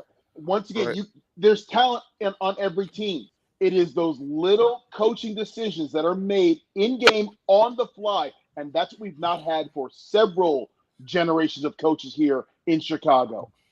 Right. That's what we need. Yeah, one of the worst teams coming out of the halftime tunnel playing in the third quarter by a lot. They'll give up a touchdown on the first drive. Like what did y'all go in there and do? Now, Junior, we got a guy in the chat. He's one of my biggest trolls, and he's a good guy though. He's we spar a little bit on Twitter about Vucevic, but he wanted to point out because you brought up we lost our three best players in Hicks, Robinson, and Mack, but you also can also think about the fact that each of those guys, Hicks and Mack were hurt. They didn't play all season. So yes, while we don't have those players who are amazing players, can I raise my hand like we're in the spaces? Well, let me finish. And and then Robinson, who was ready to leave before the season even started, did not play up to his potential. Almost, in my opinion, purposely because he was done with the Matt Nagy circus show, and I don't blame him at all. But so he wants to know Hicks, Robinson, and Mack, three of our best players from 2018. Double hands on that one. 2022, son. Junior, I'll let you go first, and then DLo, I'll let you go second. Shy sports fan, I love that you troll, man, because I'm one of the biggest trolls on Twitter. But I'm gonna be serious about this one, bud. What the Bears go in 2018? What was their record, guys? Well, they won 12 games, right? They won 12-4, right? Yeah. Mm-hmm. Now in 19, 20, and 21, what did Mack, Robinson, and Hicks all have in common? What one thing on them dropped? Their stats. What's the same concern I have with Justin Fields? Well, their injuries. He's talking about injuries. Injuries. With his, and go so ahead, people, your favorite and line. so this is what I'm talking about. This is when you lose your best players, because I say it every single night. Your best ability is availability. DLo, let me ask you a question, sir. Yes, sir. If you were hurt in the WWF, how good were you to Vince? Not a bit. Someone else. Oh man, that's crazy. That's crazy how sports and sports entertainment work. When you are hurt, man. And so Shy sports fan, I said that's my point. They didn't play. How can they be your best players? They're your best players because you went 5-11 or 6-10. Those are the type of players that when they play, they make a difference on the field. Khalil Mack makes a difference on the field. Hakeem Hicks makes a difference on the field. Now, sure, everyone can say whatever they want about Allen Robinson. Listen, he was fed up with the Bears. There was no bringing him back, even under the new regime. But still, if you have the mindset of the Allen Robinson Pro Bowler that we know he is, you have another 1 or 2 wins. Look at this. Come on, guys. And people, and I love Darnell Mooney. I love me some Darnell Mooney. But for people to really sit here and think Darnell Mooney is a more talented receiver than Allen Robinson, that I have an issue with, because he is not. And he's going to ball out in L.A. like he should be balling out here. That's the problem.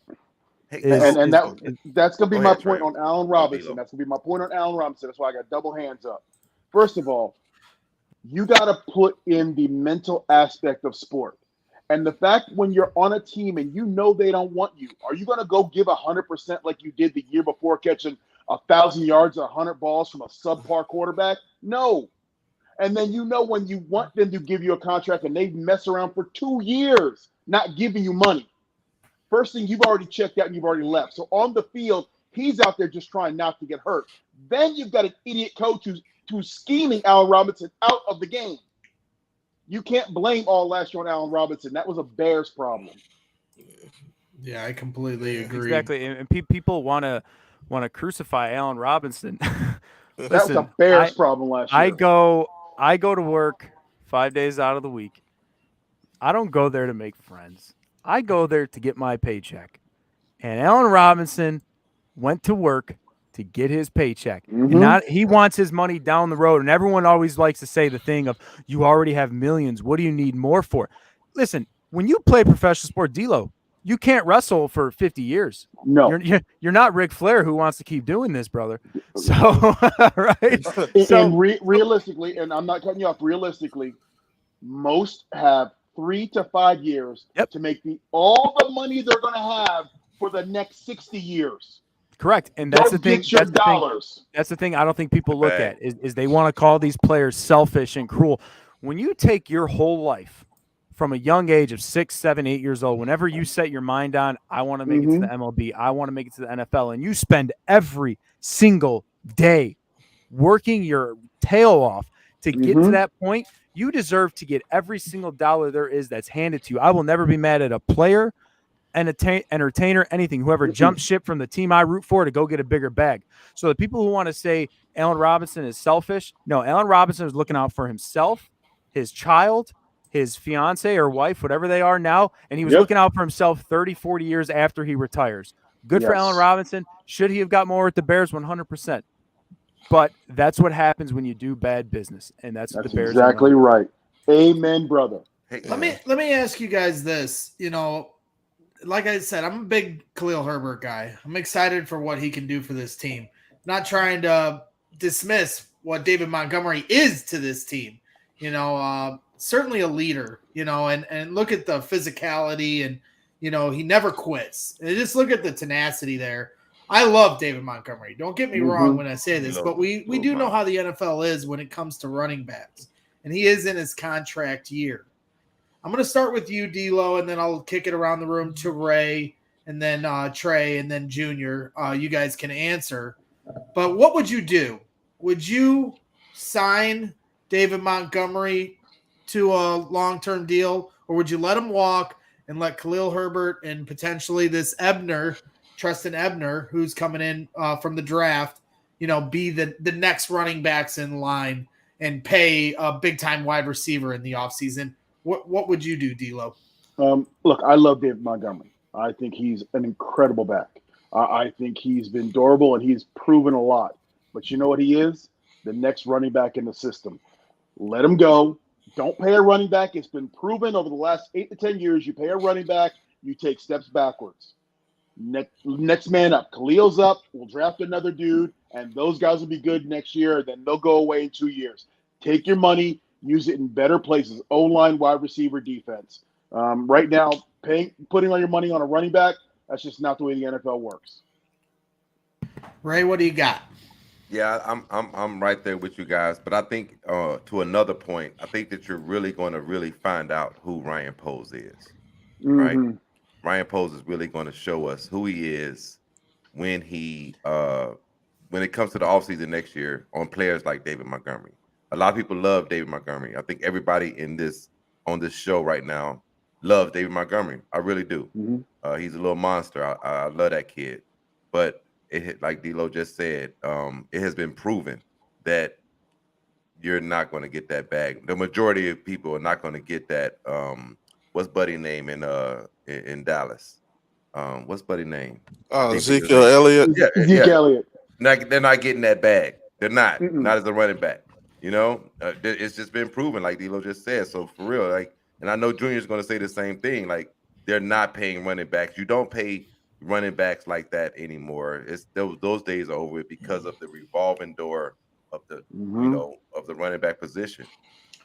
Trey, I'll go to you, and then Junior can wrap it up. I mean, the only way he gets he's not going to get an Ezekiel Elliott type contract regardless, but you have to make yourself more valuable, like as a pass catcher and everything like that. I mean, if you can see him evolve as a, somebody who can, who's really dependable and, like you said, has the availability and is out there, that's the only way I can see him getting a contract, or even though it won't be that Ezekiel Elliott like type contract, like probably not even like more than $10 million a year or something like that. When that's pushing it, I mean, like you said, the value of the running back has been diminished, and because it's just so many out there, and you can always draft the talent and stuff like that. And I just, as much as I love Montgomery, I just don't see it. Even if he has a great year and shows how, like he can catch the ball like Matt Forte out the backfield and stuff like that. I just don't see it. That's fair. Junior, what do you got? First off, Shy Sports fan, you need to shut your mouth, or I'll check you into the SmackDown hotel. So you need to calm down there. Right now, in the room 16, know your role and shut your Rudy Poo candy ass up. Because I see you over there in the comments, and I'm gonna go to one comment because you didn't like how I went on Allen Robinson. Yeah, his accountability was bad, but you seem like a 14-year-old who has never had a damn job. When someone fucks with your money, that's when you'll start getting upset. All right. Shots fired. Now that's gone, we'll get to this other comment you made really quick. Packers, 49ers, Vikings pay running backs, and they run similar offenses. We'll see. What do all three of those teams have in common? None of them were in the damn Super Bowl. So now we're going to go to the Super Bowl, and what winning teams do when they're in the Super Bowl. 2020, Leonard Fournette, $2 million. Damian Williams, 19. $1 million. Sony Michel, $480,000. LeGarrette Blount, $900,000. LeGarrette Blount, $760,000. CJ Anderson, $500,000. LeGarrette Blount, $750,000. You know what I've noticed? LeGarrette Blount, 4 Super Bowls, and only in one of those he made over $1 million. It's crazy to think about it. No, I love me some David Montgomery, I really do, but you're not paying David Montgomery that top tier running back money. Okay, so it's not happening. And one thing, David Montgomery was drafted in the 3rd round. You know what that means? It means you can find another David Montgomery in the 3rd round. Bam. All right. Hey, so to that point, before we go, Greg, if you don't mind, go ahead. I did make a little kind of thought about it today. I would not be surprised if week 1 against San Francisco, if you look at Mac Eberflus and how he played with the Colts when they played the 49ers. And they made halftime adjustments, right? 49ers didn't even sniff the end zone when they played the Colts with that defense. But at the same time, their running back is a workhorse. They had a couple running backs out there. So I'm thinking Demo, 25 carries, Khalil Herbert, 15 carries. First game. Making that right now. Khalil's got the juice, man. Like I said, I'm not trying to hate on David Montgomery by saying it. You can like both without denigrating the other. No, you can't. You don't have to denigrate him. That's Juice Herbert right there. Juice. He's got the juice. He does. I do got a question. I kind of want to change subjects here a little bit. DLo, I got 2 questions for you, sir. I grew up an Attitude Era kid. Okay. Like it was my life growing up. Monday night, man. Monday Night Raw was always on in the house. I was a big Raw guy, and then I saw like NWO, and I'm like, holy shit, this shit is just too sweet. This is sick as hell. So 2 questions, one a Bears question, then one a wrestling question. What are your thoughts on the Bears not potentially gonna be moving to Arlington Heights? And then obviously the Monday Night Wars.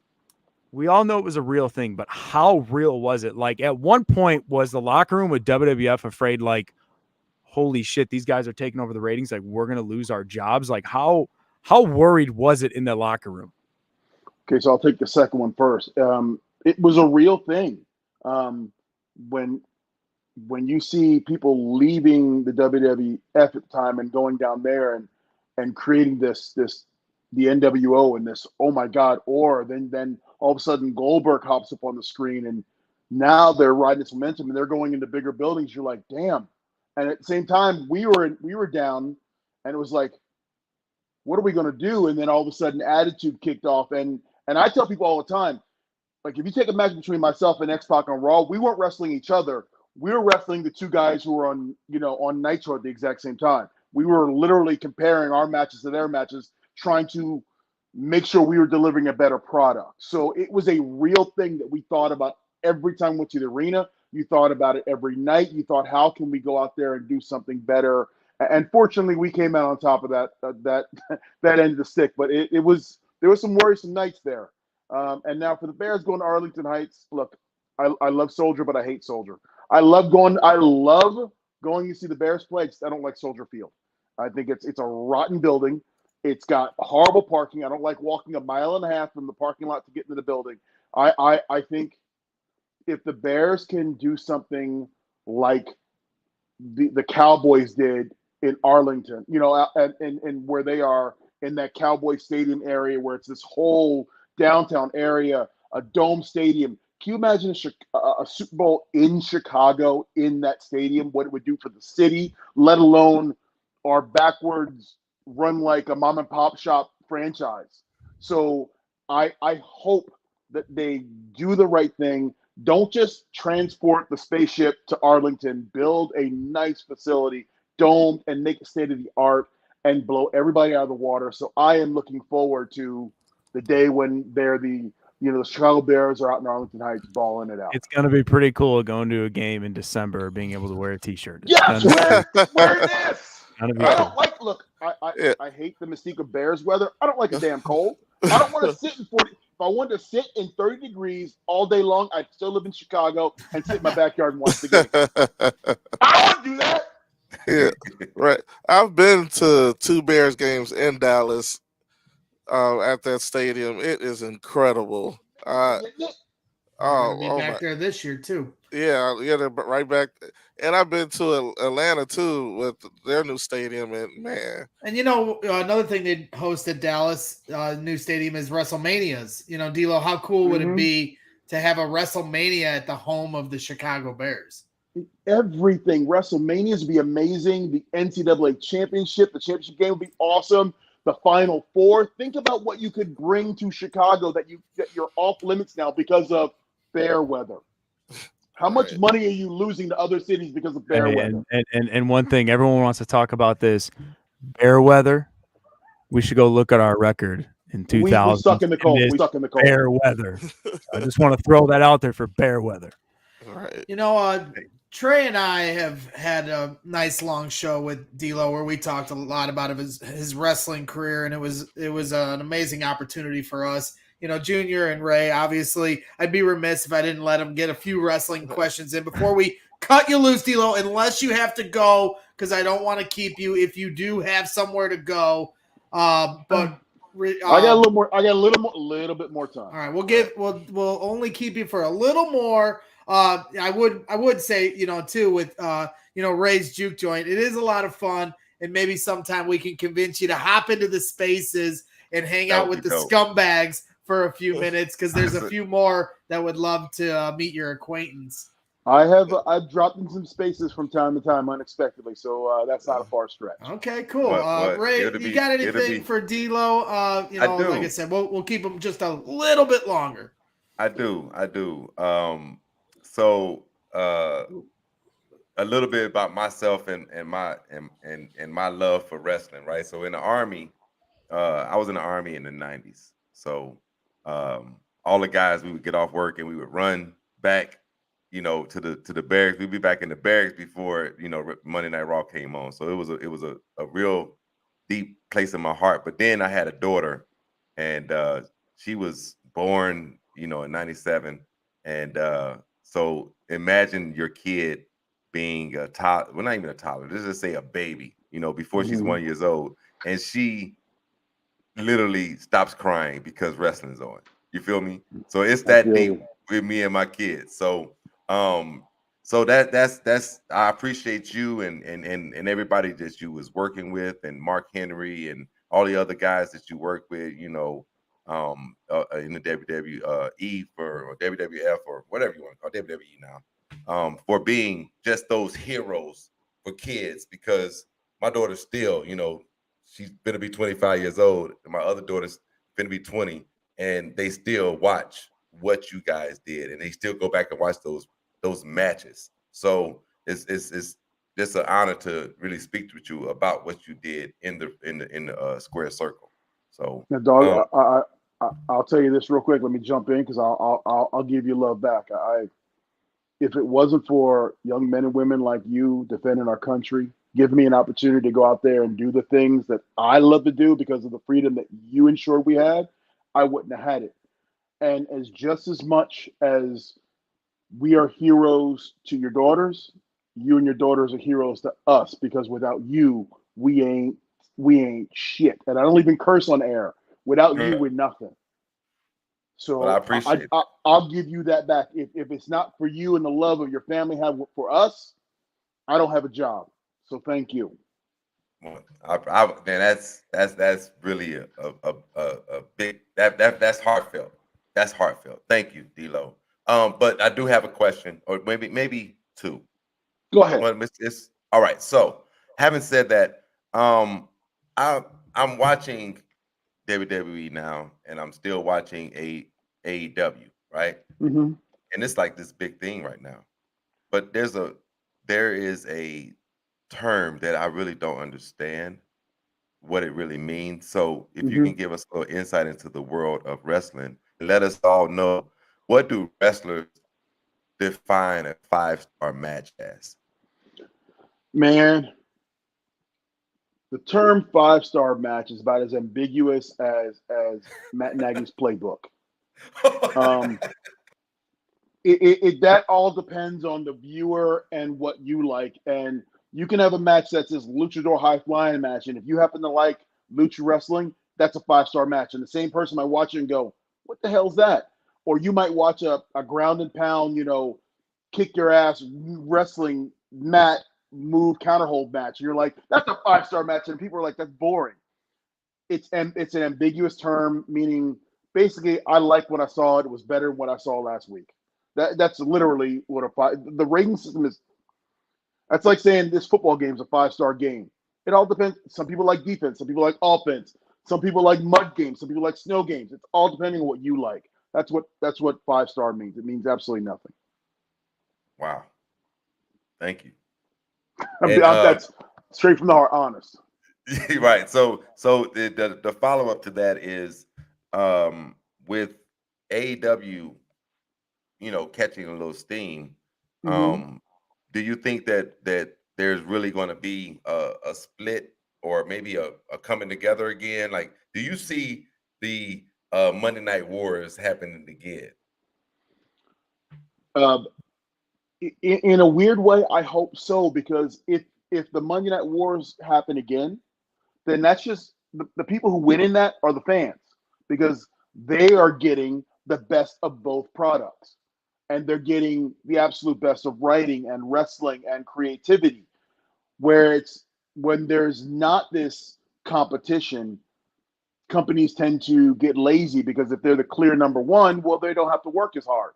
But when there's a 1 and a 1A, well, 1 doesn't want to become 1A, and 1A is always trying to become 1. So it is that competition that brings out the best in all of us. So let's hope there's a new Monday Night Wars. Let's hope there's a new Wrestling Wars. There's so much wrestling out there, Impact included. Let's hope that there is enough wrestling on TV where it draws back the 15 million fans that disappeared after Attitude Era. Let's hopefully bring them back into the fold, and we all win. Yeah, that's dope. Thank you, sir. Iron sharpens iron, right? Right. Competition breeds success. So, you saw that on full display. You're seeing it in these documentaries. Everybody always references the Monday Night Wars. And, one of my favorite documentaries is The Rise and Fall of the WCW. And it really illustrates just how heated it was. And like you mentioned about how you guys were so competitive of keeping your artistic flows going just to stay on top of one another. We went in a long debate the other day about how the NWO revolutionized the sport, and Ray was like, "Hey, the Four Horsemen started that," because he's trying to teach us young bucks who are the 90s kids let's not sleep on the Nation. We had something to do with that too. And the Nation. No, y'all did. Y'all did. And then Y'all D-Generation did. X, you know. For me, that was huge. If you understand what I'm saying, you feel me? Okay.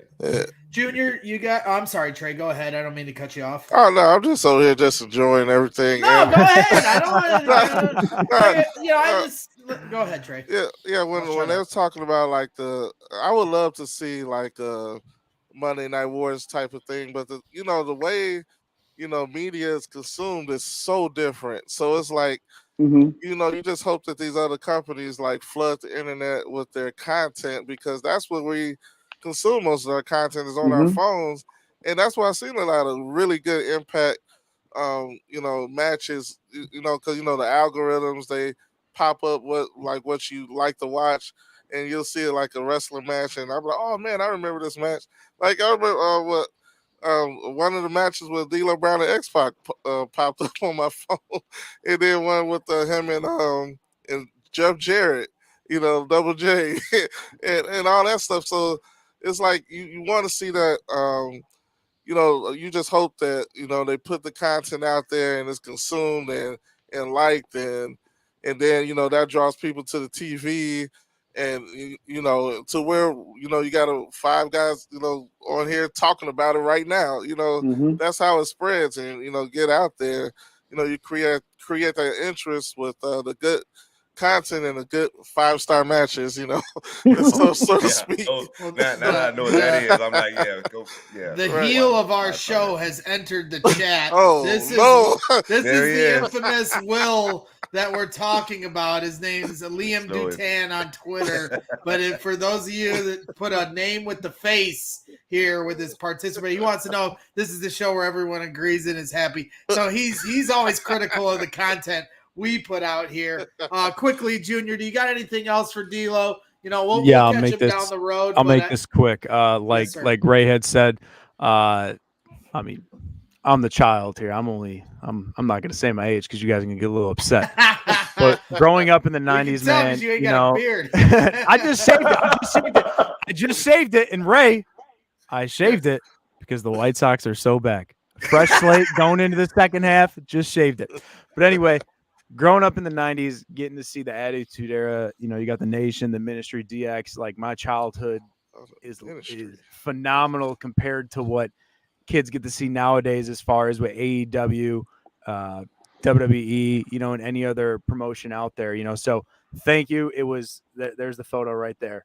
It was phenomenal. 2 questions I have for you, though, and just make them quick. You don't have to elaborate.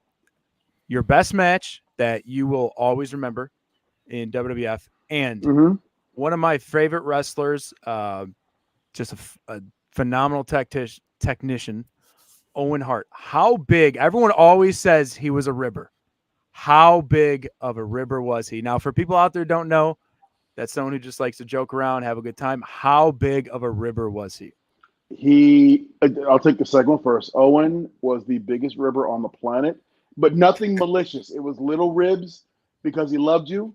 It was little ribs just to get you to be, to break tension or to get everybody to laugh. But I mean, he would do little things from untie your laces in the ring to, hide your bag. Or he had one time he hung my bag from the big scoreboard in the middle of an arena, and my bag was dangling from it. So just different things like that. So Owen was a great ribber. What was the first question? I missed it.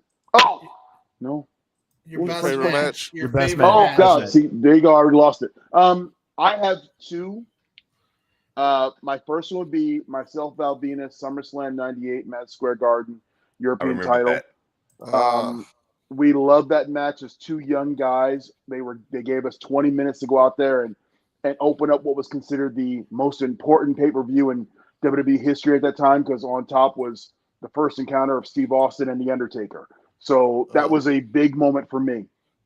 And then I can lump all these matches into one. Anytime I ever stepped in the ring with X-Pac, he and I could have a 5-star match in a phone booth. So you guys, you and X-Pac had that chemistry that sports awesome. Entertainers always talk about, to where like you can put like as much as they hated each other, like Brett and Sean, like people always say, you can put them in a ring. They're putting out a 5-star match. So you and X-Pac, you felt with him, you can get into ring. It doesn't matter what city or ring, backstage, you guys were given 5 stars. Literally, we could be in 2 different cars driving the highway and have a 5-star match. That's how much chemistry the 2 of us had in the ring. And sometimes you don't know why it clicks. You don't know how it clicks. You never question it. You just go with it. And Pac and I had that chemistry every time we touched. I don't think and I had asked him, I don't think we ever had a bad match. We probably wrestled each other 200 times. Wow. Well, earlier we thank talked you for about answering, man. That's like I said, I hit it again, fanboying a little bit. You made my childhood phenomenal. Everyone in that locker room made it great. Memories I will have until the day I die. And like I can sit here and talk about memories, whether with WWF or WCW, until you can actually like see them live like I did, no matter which promotion it was. You guys all made my childhood phenomenal. So thank you. For sure. I think you can speak for all of us in that regard. DLo, we talked about our favorite promos earlier in the show, and the New Age Outlaws, ladies and gentlemen, boys and girls, children of all ages, D-Generation X proudly presents to you the WWF Tag Team Champions of the World. That was some of the best. I say that when I DJ. I didn't even realize. I gotta ask ladies this. and gentlemen, boys and girls. You have, in case he's watching, you're gonna get some paper from a lawyer at your door. So I can't disrespect Vince. You have the second most notorious walk down the aisle. Yeah. How did you get it, man? I gotta know. My question, bro. Okay, so here. Were you trying to mimic Vince, and you're like, yeah, watch me? Like, no, actually, my question, you scumbag. Actually, if you want to know the truth, you look back at it. Vince took the walk from me, and I go. There you go. True. Thank you. So, I started the strut when I started the head shake, and it was just when I started the head shake, I felt like I wasn't doing enough. That's where the strut came from. So if you want to know, it all started with the head shake. And it came from my favorite movie of all time, Friday, when Chris Tucker went, "You got knocked up." Right. Yes. So that's where the head shake came from, and I just needed something with my shoulders, and there it came from. So the strut I wanted to. If I was always taught, if you're given 2 minutes to shine, steal every second of those 2 minutes. So what better than shaking my head and strutting like a peacock would draw you to a black man on TV? So Jericho always said that too. If you get 30 seconds of TV, make it the most entertaining 30 seconds ever. And Trey and I have heard the story, DLo, but let me tell these guys why you chose to come out as DLo Brown from Chicago, Illinois, because I find this to be a really fascinating and cool story. Look, Chicago is – I wasn't blessed enough to be born in Chicago, but – you can choose where you're from and where you represent and what you think you represent. And to me, I have always loved the backbone of what is Chicago. It's built on hard work, good values. Don't say die. Work your ass off in the cold, fair weather. But Chicago just embodied what I wanted to be. And as far as the name DLo Brown goes, I had a friend of mine in high school. His name was Darren Lewis. His nickname was DLo, and he passed away in high school from cancer. So when I got into wrestling, I did not have a name yet, and I asked his mother if I could use his nickname. So DLo is my way of paying respect to him, and so every time my name is announced, he has to be remembered. That's why DLo is my name. That's wow. awesome. That's pretty great. And I think that's a great place to leave it. DLo, you always are so gracious with your time. As I said earlier in the show, it puts chills down my back to know that we've kind of developed somewhat of a friendship. I'm looking forward to the day we actually can meet in person, maybe go to a Bears game together, maybe tailgate together. I always said, you're more than welcome to frog splash me off the top of a freaking Bears ambulance if you want. We're not the Buffalo Bills. We're not the Buffalo Bills. We're not. This is our new tradition. DLo just frog splashes every drunk person in the South Pod. That sounds way cooler than DLo, get this frog splash. Instead of Devon, it's DLo, get the tables. I'll tell you, Greg, I appreciate you having me on, and we may get the chance to meet sooner than you think. Impact Wrestling is coming to Cicero at Cicero Stadium, August 12th and 13th. If you guys can be there, you're my guests. Come on down. I'm inviting the entire city of Chicago. Come on out and see Impact Wrestling. August 12th and 13th, let me tell you Cicero something. Stadium. I 1000% will be there, especially if it's 2 days. You know, who knows what my schedule is going forward. But if it's 2 days, it's pretty much a guarantee that I will be there at least one of the 2 days, if not both, because I look forward to shaking your hand, DLo. You're one of the nicer guys that I've come across in this crazy sports media world that I've kind of fallen myself into. And, you know, you've shown support to my show in a way that, you know, I'll be forever grateful. It's cool for me to know that you take such interest in what I do, what Trey does. And now I'm glad I could introduce you to Ray and Junior here. You know, Ray's got big things coming down the pipeline. So I wanted to be the bridge to introduce you to some different people that I know here on Bears Twitter and Chicago sports Twitter alike. And thank you for all your time tonight. I mean, well over an hour and a half here. So I apologize, but the conversation was flowing. I wanted to stick to more Bears on this one. The last time we had you on, I think we talked wrestling for over an hour. So I know how bloodthirsty you are for Chicago Bears football. And I appreciate you coming on and talking and shooting it around the round table with these guys. And hopefully, you know, later in the season, we can talk some more, and maybe it'll be about some positivity, and we can rub it in Junior's face, and we'll let Ray drink all the Woodford he wants. I'd love to be proved wrong. I'd love it. But thank you, gentlemen, for having me. It's time. Thank you. Appreciate it. It's time for me to go upstairs and get my Woodford now. So Yeah, with that being said, I'll say bear down, and you better recognize. We will recognize. All right, DLo Brown, a wrestling legend and awesome. a current announcer in Impact Wrestling. Really cool stuff. He's a good dude. Through and through. So, now and then there were 4. So, we ain't got to kick it around too much longer. I mean, Ray might want to start, start a spaces. Although you guys are taking a break until we're on a little break. We're going to be dropping our first podcast episode during the All-Star break. So why don't you tell people that are still tuned in exactly what Ray's Juke Joints Spaces is and the podcast you guys have coming up. So basically, one day I just had a wild hair up my ass, and I was like, man, I want to talk about the White Sox, but I ain't been to a game all year, and I want to talk to some other fans. So let me just start a space. And then it became something completely different. As you all know, everybody in here, Trey, you haven't been in, but I want you to come, brother.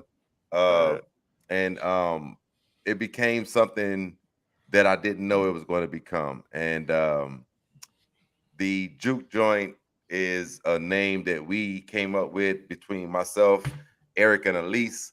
When we got together organically through the space, I said, man, this guy's a smart guy. He's a smart baseball guy. He's a smart stats guy. Let me just make him my guy. You know what I'm saying? Off the rip. And then you listen to Elise speak, young, passionate about her sports, passionate about what she thinks about as far mean as to me. She is mean to everyone, you. man. To everyone. But she loves her I put it this way, she loves what she loves. So if she loves something, she loves hard on it. And I've gotten to know that between that. So with the spaces, it was more like, hey, the White Sox we don't really talk about the Sox game. Why don't we just talk about it during the game? So that's what started that. So then when I got with Eric and Elise, it became where I figured we can just start a podcast and, talk about the same stuff and then add more elements to it as far as fantasy football, as far as sports gambling, as far as the Bears and the Bulls. So we all have the love for all the Chicago sports, and we play that's pretty good. Hey, you just don't know. Elise is mean to Braggs. Yes, he gets kicked out all the time. Everyone's mean to me. This never ends. So if you are on Twitter, during the White Sox games, myself, Eric, Elise, Junior most times, Greg, Dan Goodwin, who's from the Three Kings Bears podcast, and a lot of other scumbags, especially Justin and the Italian Bull. It's a lot of characters in the space. It's a lot of characters that come. So we call it the Juke Joint because we want everyone to come in and have a good time, sit around the bar basically, and enjoy a good conversation about sports in general, not just the White Sox, and not just the X's and O's of it, but just how you feel as a fan when you watch the teams play that we're going to be covering damn near every night during all the freaking seasons. And yes, come meet the scumbags. The scumbags are the regulars, the ones that come to the bar every night, and they come in and they are the ones that keep it funky like every freaking night. I love my scumbags, Greg Jr., Bull, Mac, Justin, and so many, Nate, Kean. It's a lot of guys. I could go on and on and on, but it's a lot of guys that come in there all the time that are dear to my heart because they made the space special. They made going on Twitter and starting a space something I never knew it would grow into. So it's pretty cool. It's been a lot of fun. I've really enjoyed popping in. It's almost therapeutic because we all just kind of bullshit, because Twitter to me is starting to get washed a little bit. The round and round we go arguments. It's the same argument 900 times in a row. And I just don't have the time for it. I got a job and a 4-year-old daughter. I'm on Twitter, so I'm not trying to act like I'm above it, but I just want fresh conversation. And when I came into the Juke Joint and everybody's kind of bullshitting, but also having some good conversation about all sports and all sorts of crazy shit if you stay on late enough, but it's more refreshing. It's more refreshing because you actually hear each other. You don't see each other like we're doing tonight, but you at least hear each other and someone gets to kind of really, elaborate their points and, we're organized. Ray keeps it organized where you put your hand up. There's like a button, where you can put your hand up and we all wait our turn. Nobody talks over each other for the most part. Exactly. Just like that.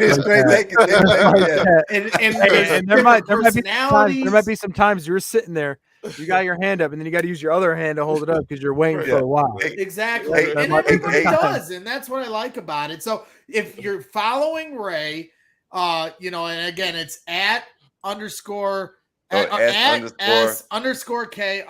Powell, but then the Juke Joint official page is what again? It's at FTBC 22. At FTBC 22. Follow either of those or follow any of us when we're in it, and it'll show that we're in the spaces, and you can join us because Trey knows about this kind of phenomenon because what I do here, I'll have different viewers and I got to shout out my guy Chubbs because Greg. Go ahead. Greg, before you go, I'm not going. No. Before you go to Trey, we just got to make sure that the scumbags get the scumbags name written correctly. Is SK. Oh, you're doing the K. Yeah, it's the K because just so you know, you guys are going to get some T-shirts with scumbags on the back. Okay, we're going to keep it to the K then. All right. Gold jacket, green jacket. Who gives a shit? Yeah, those are going. There it is. Those are going to go. You guys will have that scumbag on the back of y'all's merch. So y'all have special ones made up. Well, and what I was going to say was Trey understands this phenomenon better than anyone. Like I was saying, I got to shout out my guy Chubbs because I've been doing this podcast for a few years now. And when I first started, and hell, for a long time, even after I first started, he was basically the only person that would watch consistently. So I'll always be indebted to Chubbs for showing that support and making the chat fun while we do the show, because the more people in the chat, the more interactive the show is. You saw how it got fired up with Junior and Shy Sports Fan, and he's even saying, that's why we troll to keep it fun. And I totally understand saying that from the SmackDown Hotel right now, though. Right, he got SmackDown, and he was wondering to you, Junior, because you were saying you were younger. And he was like, maybe you're 14 by chance. Man, because you said he was 14. I got a kid that's going to be 14 soon. Maybe it's him. Maybe he's it might be him. It might be him. They don't call me Zach Wilson for nothing, son. All right? But I was going to say. When mommy put you to bed, I'll come over. what I was going to say, though, was Trey created a community with his Twitch. He would go live every day when he wasn't so busy. He's a hardworking man doing karaoke and hosts stand-up comedians every week. And, we do our live shows when we can, and we're doing our show here tonight, just, trying to fit it in where we can get it in. But Trey would do a show every day, Monday through Friday on Twitch for a long time. And he created this community where guys like Will, Liam Dutan, what did I do? Big Dollar Dave and Beck and John and all these, like, to the point where last year we all met up and watched the Bears game at my house together. And so it is powerful when you can build a community like that. And it really does become a true friendship that you can meet through social media. There's a lot of fakeness on social media, but when you can really, kind of understand where somebody's coming from, on a different level than just the 140 characters on Twitter, you can create some quality friendships in a lot of ways, even if you're not hanging out every day person to person. So I appreciate what you do, Ray. Trey, I've said it a million times, how much I appreciate our friendship and the community you've built. So, this is fun for me, and I'm just trying to continue to, meet people in this way and have healthy relationships like that. Right. Yeah, but we need to meet up at the Hooters up in up in Maryville. Yeah. Oh, that would be awesome. Yeah. Okay. Yeah. And we got Elise in the house. Is that my girl? From That's her my YouTube girl. channel. It's definitely Elise because she hates capitalizing words that need to be capitalized. So that's how I know it's her. No punctuation. It's just like this, like even her name, right? Yeah, she's just these kids don't care about none of that. They don't care about none of that. They remember the young ones don't even know how to write their name in cursive and shit. So you know what's cool, Elise? I'm the one that can mute people now. I'm the captain now. Come in my house. You're in my world now, Grandma. Hey, if y'all are watching the comments, it's coming. Elise is about to go unleash on Greg. So if you like trolling, here it comes. No, it was a lot of fun tonight. Talking Bears, talking wrestling with DLo. Like I said, we ain't got to kick it too much longer. We're hitting the 2-hour mark right now, as it were. And I'm sure you guys want to get to what you're doing. The Home Run Derby, I think, just wrapped up. People have been updating it throughout in the chat. So I recorded it in case Schwarber won, because I obviously for my guy who brought home a World Series title, Junior. You want me to break your heart, bud? He did not win. He didn't. That's all right. You can spoil it for me, the because I'm 500 watching Better Call Saul. The $500 million man won. Damn. Soon the future Chicago White Sox. Chicago White Sox. Yeah. There you go. Yeah. So Traded Moncada for him. So Greg, I don't know Yes, if sir. I don't think you were in the juke joint when we did this before, but Junior did come out with a 7-10 record. I'm not even gonna hold you. He did. So real quick with Trey and you on the line. It was 6-11. It was not. You need to stop. Let's make this the last. I have it written down somewhere. I know that's what I'm saying. I want to make it the last thing before we go, because I think. So Shy Sports fan, where did you find this guy? He is He's crazy. He's absolutely crazy. Nuts. Yeah, no, he's crazy. Like, it's not boring. He's a walking, talking trigger. Yeah. So I have. Yeah, he's a walking, talking trigger. I get it. So it Ray, might have been because you keep making jokes. They might win more games in the preseason than the regular season. So you need to chill, man. You know what? I'm not even gonna hold you. You might be right. We're definitely gonna. I don't even know, man. We only got 3 preseason games. All right, so I'm looking at the schedule. Let's make this the last. So yeah, real quick. So right now, week 1, San Francisco in Chicago. I got that as an L. Yeah, me too. I got a dub. You got a dub? Okay. I got a dub only because Matt Eberflus owns Kyle Shanahan. Oh my God. I mean, I'm not saying we can't win, but if I and then who's the quarterback? Who's the quarterback? A rookie starting his first game in Soldier Field. Stop. I mean, he's not a rookie, but he is a rookie. Or is it the same quarterback that came into Soldier Field and beat He's hurt. golden not playing. child, Justin Fields. Which one is? Oh yeah, well Trey Jimmy Lance Garoppolo is, is not playing. It's Trey Lance. That's an So L. How did we know? that's Do a we know win. that for sure, Ray? He's got this shoulder thing happening right now. It's Yeah. Trey Lance. Okay. Jimmy Garoppolo has a It'll shoulder. probably be Trey Lance. If it's Trey Lance, I'm taking the Bears. So they There still you got go. DLo So then- on that team though, right? Hey, let me tell you, Junior. People Last can't beat year us in by the a home no. opener, the Bears beat the Bengals. I played the clip earlier. Roquan Smith with the pick 6. The Bears do start hot at home. They are a tough team to beat Can I unless say you're something, Greg? unless you're Green Bay. They are a tough team to beat in their home openers. I've seen it. I go to the games, and I can feel good about picking them. They barely lost to the Niners last year. Let me say something.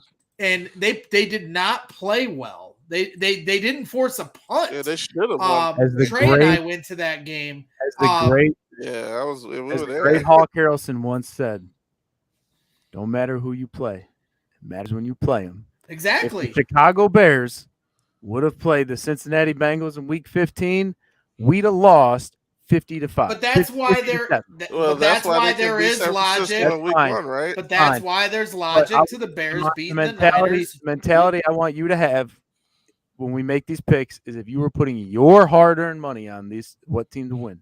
Right. I don't Right. think And I'm it's telling the Bears. I'm with you. I would bet the Bears to win, especially Like- if Trey Lance is playing, just for And the we reason you almost beat mentioned. the- It's not and when we you almost- play, Well, who you play. It's See, when, this is what's very funny to me is everyone always says, well, Trey Lance is a rookie. It's a new thing to him. Well, according to Bears Twitter, this is Justin Fields' first real season because last year was a wash. It's not a wash, Junior. You know that. You know it's not a wash. He has a game Trey- experience. That- that but- Trey but Lance But that's what don't everyone's have. telling me. Everyone's telling me this is all To new the to speed Justin of the Fields. NFL is a whole different thing. When Bears He's going for fans are Division holding II also. accountability to Justin Fields, it'll be a lot more better. We got people sitting here saying, "Oh, well, Justin, one interception was a tip pass, or this was that, but no one wants to look at the touchdowns that were a total of 4 yards through the air and Jakeem Grant running 60 yards for a touchdown. I don't get it. excuse me. You know what? This touchdown is as cool and epic as they get. Look at this Tell 'em. 4-yard slant, baby. Yeah, you better tell him. You better tell him, Greg. We need Hey, one of those hey, touchdowns like pull that. up Well, the, they had to pull get up- to that point of the field, right? Didn't they? Thank you. Do There something we to get go. down There we go. Right. Thank you, Trey. They got to get there first, and that's They a will. struggle. Hey, since we're pulling up highlights, pull up the one touchdown he threw to Rasul Douglas because that was beautiful. You can't teach that. Listen, I don't have that one in the. Well, I know hopper, you don't. I know you don't. unfortunately. You're an eternal optimist. I get missed it. I get putting it. that one in there. I But know. no, you If you would've said stared it. at- It's not when you play, it's who you play. Sure. It's when you play them. Okay, so They're we playing By them that one-on-one. logic, the Bears could win then. The right? Niners don't know what the Bears are trying to do on either side of the ball with a new system. So there is that element of surprise. So if we're gonna say And our coach knows all about the 49ers, right? that's true. All about them. If we're gonna say owns them. because the Bears are good in their home opener of the year, then week 2 better be an L from all y'all. Week 2 is a damn No, L I'll for me. give you Because that. let me before any of y'all try to give me some optimism, you're going into Green Bay against Daddy Rogers on Sunday Night Football. We're getting embarrassed. We're I getting would never Trey, embarrassed. call him that. to be getting clear embarrassed. though, Trey, did I'm you with you. have the No. Niners winning or the Bears? Well, I picked the Bears now. Now that I Oh my convinced you. God! All right, so I mean, it's like, Ray, why and not? Trey, I mean, it's not like, oh no, the scary 49ers now. The week No, 2 no, is I like, agree with yeah. that. I agree with that. we I don't look at the 49ers and think, fuck, this team went to the NFC Championship game. Like, no, I don't think of that. But I Yeah. just think they're a better team. Did than us, that's did all. we barely beat them last year, or did we almost beat them last year? Hey, let me ask you a well, question. Let me you ask know you a what I mean? question. We were Did at we that beat game. them? We Did we should've beat won them? that game. No, we didn't. We did. There's no But should-haves in we the could have NFL. won that game No for sure should-haves in the because NFL. the defense. Oh, You're you know right, what? you're And right. the Bengals should have won the Super Bowl. They should have. But they still took an L. So Right. okay, you're week getting 3. So some week heat two. in the So we chat got- here, I got- Junior. You got Okay, they give me heat all they We want. got a lot of heat in the They hat. We can't got look a in lot the of mirror- heat. They can't look in the mirror and realize the kind of team they have. A loser mentality. Chubbs, stop it. All right. Yeah. So week 2 is an L, right? L, definitely. Yeah, week 2 is an L. Week 2 is an L. I'm taking an L. Because here's the thing: when you play Rodgers, Houston's coming into. Oh, go ahead. When you play the Packers, like Ray's pointing out, well, we almost beat them. All right, but Rodgers is always going to have that checkmate, right? So they could play an even better game, and Rodgers is going to match that every time. The Bears, but think to again, beat the Packers, have to play a pretty flawless game. Granted, they don't have the wide receiver. Rodgers doesn't have his release, his safety valve anymore. Two missing. He's got Valdez-Scantling gone too. Right. Even with that being said, I still can't pick the Bears to beat the Packers. I don't know who they're. Who are the Packers receivers? They got Christian Watson. It's aisle 7 grocery getter, and he's probably better than whatever we have. So next team is Houston. Houston coming to Chicago. I think we all have a W. There's 2-1, baby. They might be one of the worst team in the NFL. The following week, you're going to New York to play the Giants. I have the Bears win. So we're at 3-1. 3-1. I'm at 2-2. We're at week 3-1. Week 5, you're going to Minnesota. That's an L for me. That's an L for me. And the reason being, I'll say an L because it's at Minnesota, and I'm trying to be fair to the conversation, and without knowing what their offensive line is yet. It's not that Cousins scares me. What I'm afraid of. So I've been to a lot of Bears games. I've been to a lot of Bears games the past 4 years, and every time I've gone to a Vikings game, Dalvin Cook has been stopped when Akeem Hicks is on the field. There's no Akeem Hicks on the field anymore, and that scares me a little bit. I have the Vikings winning that game. I'll probably go with Vikings. What are you taking, Ray? I have that. I have that as an L, actually. All right, so I'm at 4-2. Ray's at 4-2. Trey, you got the Bears losing that game? Yeah. So I'm at 4-2, and Junior over here is we have 4-2 is week 5. It's 3-2. Yeah, 3-2. We're all at 3-2, and you're at 2-3. Yeah, 3-3. All right, week 6. Yeah. Week 6 now. Keep track of your own damn win-loss totals. I'm gonna get this fucked up. Don't have that many fingers, Greg. Week 6 is in Chicago, but it's also in a short week. So I'm giving the Bears a dub. One, because it's against Carson Wentz, and I don't think they're going to do much. And they're also on a short week traveling. That's a W for the Bears, in my opinion. Okay. These are these two games, Washington and then New England, are the two games I'm most excited for this season, because last year I felt like Justin Fields only had one moment, and that was against the Steelers in a loss in prime time, where he really showed what he could potentially become, the kind of guy that even when you're down, because if you watched Mahomes versus Josh Allen, they're going back and forth, and it doesn't matter if you leave them 1 minute, they're scoring in 10 seconds. You leave them 50 seconds, they're scoring in the next 50, like back and forth. You have to have that kind of a quarterback. And Justin showed that for one night against the Steelers, and that gave me a lot of optimism about the future of his career. And so I'm hoping in this Washington game or the New England game, I take both, or I'll take one or the other, but I want to see him have that transcendent moment, welcome to the NFL type of moment that I kind of feel like was never really facilitated, because if the Steelers game was it was in a loss. So I blame a lot of that on Matt Nagy, but at this point, Matt Nagy's not here anymore, so that excuse is now gone. And, maybe there will be other excuses that we can go over this year, but at this point, I want Justin Fields to have 4, 5, or 6 moments, and I want at least one of them to be in this game and or the New England Patriots game, which follows. So I'm taking the Bears to beat the Washington Commanders at home on the lakefront Thursday Night Football. All right. 4-2. Me too. Win. All right. Week 7, you're traveling to, and you're 3-3. You're traveling to New England, like Greg just said, on Monday night. That's an L for me, dog. Extended rest. I got that. Belichick and That's Belichick, baby. 10 days to study I don't for. give a damn. I think that's going to be one of them low-scoring games like that. Maybe New England. They're going to start to find the Bears will start to find their stride that week, and they're going to start. So? Oh, So absolutely! Trey, you got him losing. I think they're going to lose a close game that's in the teens. It's going to be one of those boring games where I hope it's who's the quarterback in New England? Mac Enough said. What's his face? That is why I'm picking the Bears to win that game because they have a good defense, though. That's the problem. That's the problem with Bears fans. They're like, who's the quarterback over there? Mac Jones. That's why we're winning. Like, bro, we've lost to Kirk Cousins before. Like, stop. We have, but we're not losing romantic. to Mac Jones. I am the one that thought you got bigger titties than Mitch. Hey, man. I'm the one that thought Mitch Trubisky was going to be something, so I'm always wrong. I get that, but to me, this is Justin Fields' moment against Mac Jones in New England on the prime time.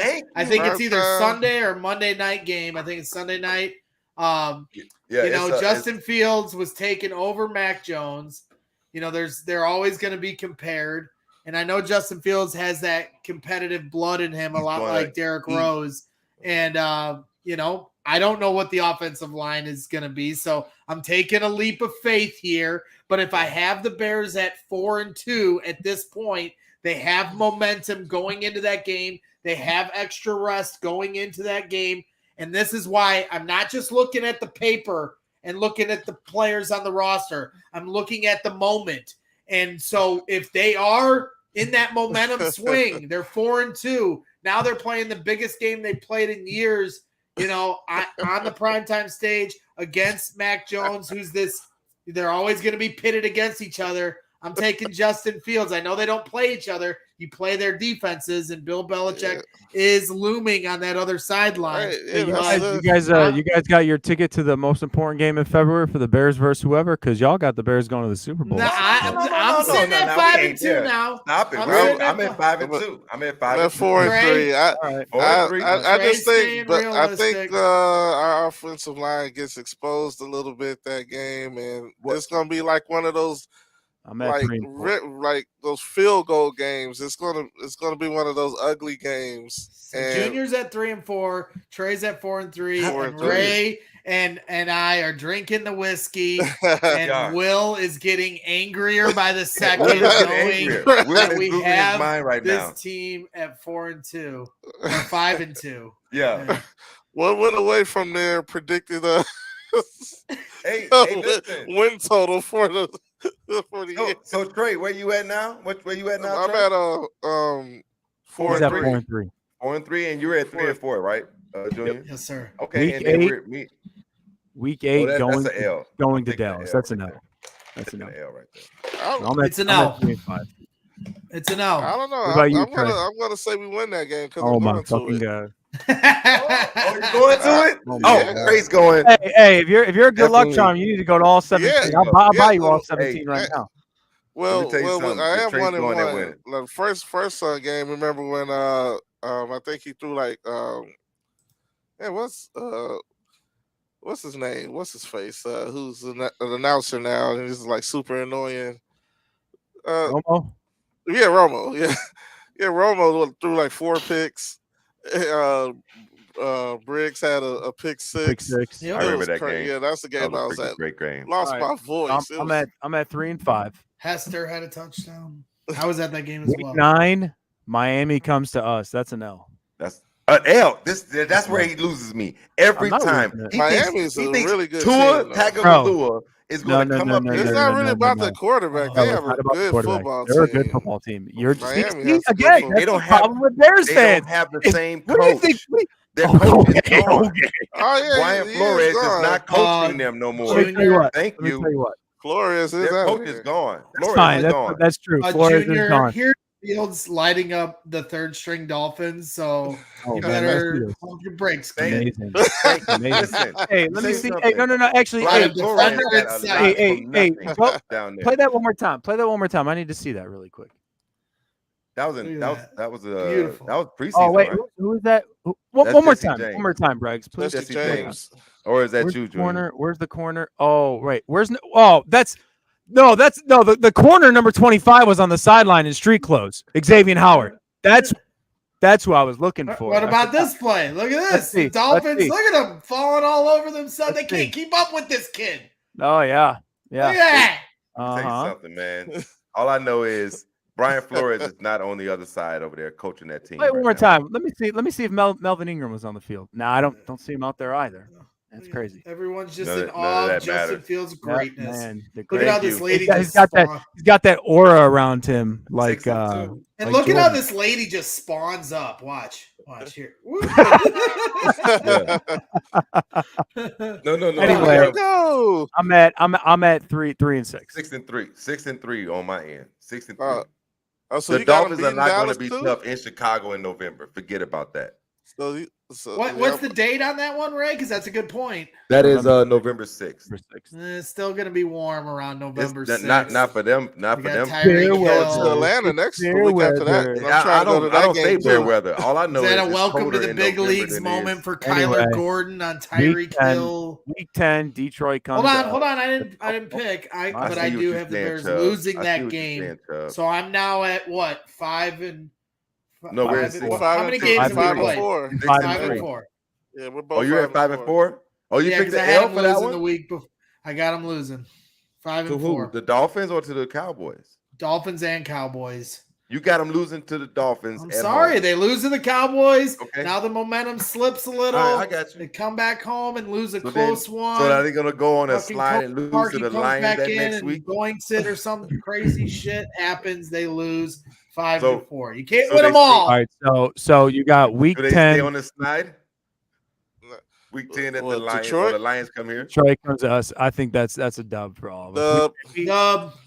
Prove it, Detroit. You think every year Detroit's like, we're going to be better than you this year, and every year they're wrong. James, that's a W. We all know that. Okay. So I'm at all right, 4 and 6.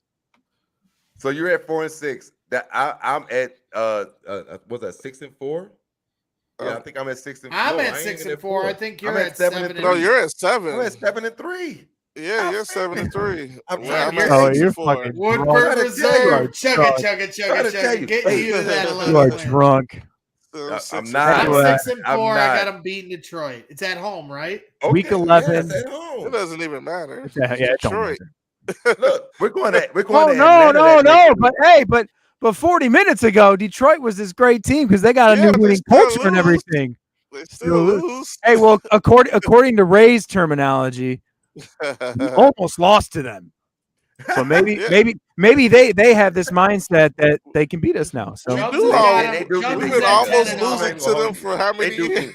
Whatever. Chubbs is at 10-0. Week 11. Chubbs is at 10-0. I'm at 6-4. Ray's at 7-3. Junior, you're at. I'm at 4 and 7. I think 4 and 6. Yeah, because we're 4 and 6. I'm at 4 and 6. 4 and 6. And you are Trey. What are you at? 6 I'm at 6-4. You're at 6-4. Yeah. You fucking copycat. Oh, we got different games lost. All right, fine. All right, week 11. You're going to Atlanta. That's a W. Dub. Atlanta sucks. Dub. I'm trying to go to that game too.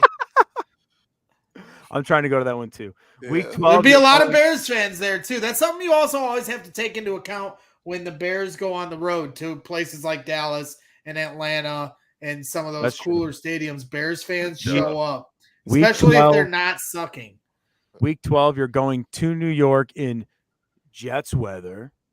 Yeah, so this is the game where I said. So, this is a game where I said they're gonna fumble the bag, kind of like they did when they went to the Giants a couple years ago, and we were like, how the fuck did they lose that game in overtime? They're gonna lose. So they're gonna have bad ball security here. I don't know about ball security. Thank you, Junior, for trying to poke the bear. But no, I don't know if it's ball security that's going to kill us. But I think that they're just going to be in a fog, and they're going to be out there in New Jersey sniffing that the fucking cannolis over there. You know what I mean? Hey, what do you got?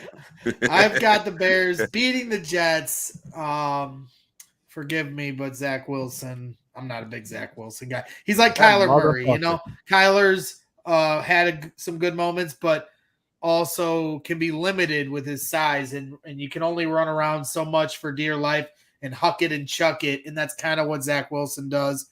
Could he get hot? It's at the Jets, so they have that. But again, I guarantee Bears fans are going to travel for that game. They're going to travel. So right now I have the Bears at 7-4, coming off a win in Atlanta, riding the momentum. Now we are 8-4. I'm already past the 7. Hey, listen, y'all got me back to 6-6. This is going to be a good I'm trying to tell you. I knew it, Junior. I freaking knew it. I've already done this schedule. You better have losing Here out, comes Junior. you scumbag. They are losing It's coming. They are It's losing coming, out. you scumbag. Listen, what's the next one? The next one's a big one. At home. Yeah. Green Bay comes to us. That's a fucking L. That's an L. That's a win. That's a win. Oh my fucking God. That is a dub. Justin Fields. That's a Justin's still healthy. You know what? This is my motherfucking stadium. This is my motherfucking city. He really said that last year too. Hey, he said that last year too. Come on, stop it. Anyway. Momentum train would, in my theory, because they've won 2 in a row now. Is that one at home against Green Bay? It's at home. Yep. Ooh, the momentum train really. Man, they're 8-4 going in. They lose a close one. It's respectable though. Hear me out for a sec. It's week 13. The NFC North is probably the worst division in football. The Packers have a chance to wrap up the division in week 13. So let's just listen. Knowing our luck, 8-4 going to the lakefront, they'll flex that game to prime time. It'll be the biggest game at Soldier Field since the playoffs against the Eagles. The place will be jumping, but I'll still take Aaron Rodgers because I'm going to be part of the situation. And he's kind of just beating me down mentally these last few years. Chubb's a little upset because I won't say the Bears are 11-0 at this point. Chubbs is a very prideful Bears fan. That's fine. He can be prideful all he wants. I hope you hold pride when your team's 6-11 this year. Hey, Chubbs, make sure you follow me on Twitter, man. You don't want to tickle S_K_Pow, man. Hey, all right, buddy. Follow me. I need to talk to Chubbs because he's a vet. So I need to talk to him, but at the same time, he's telling Junior he sucks Aaron off. That's all right. He's crazy. There's no question. Hey, Chubbs. Just like me and you, we're both Bears fans, and Aaron Rodgers still owns us, bud. That's just facts. Oh my God! All right, so we got the bye week that week, and here we going Eagles and Bears. L. See, you see what I'm saying? This fucking scumbag right here.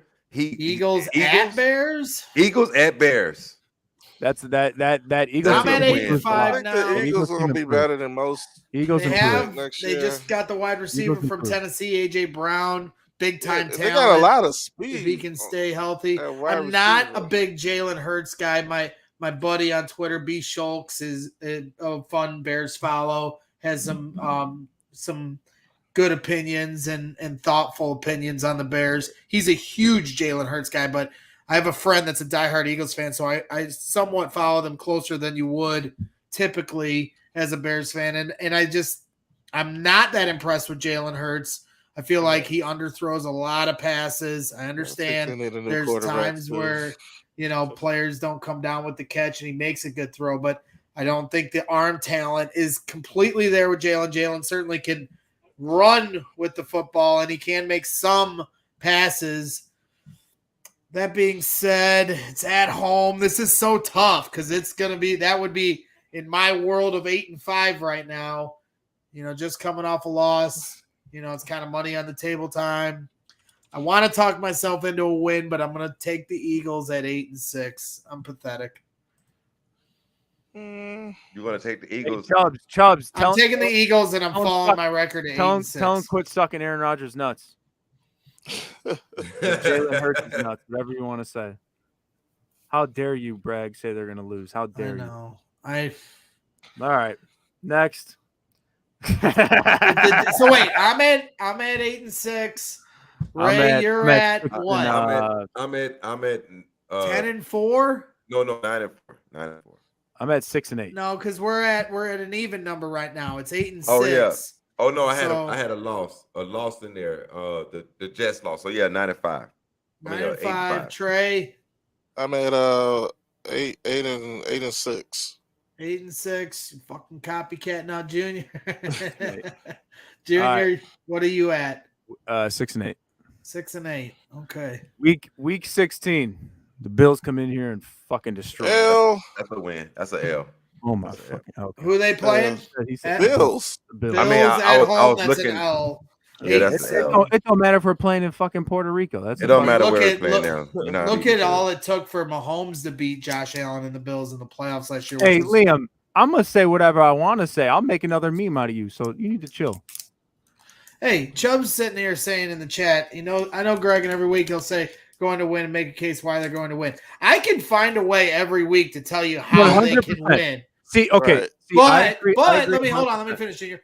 But I was picking for a newsletter the Midway Minute last year, and I did come in second in my win-loss total on picking the Bears last year. I think I went like 13-4 or 14-3. So you say that, but at the same time, it was a little easier to pick Nagy's Bears. Though. I want to call out.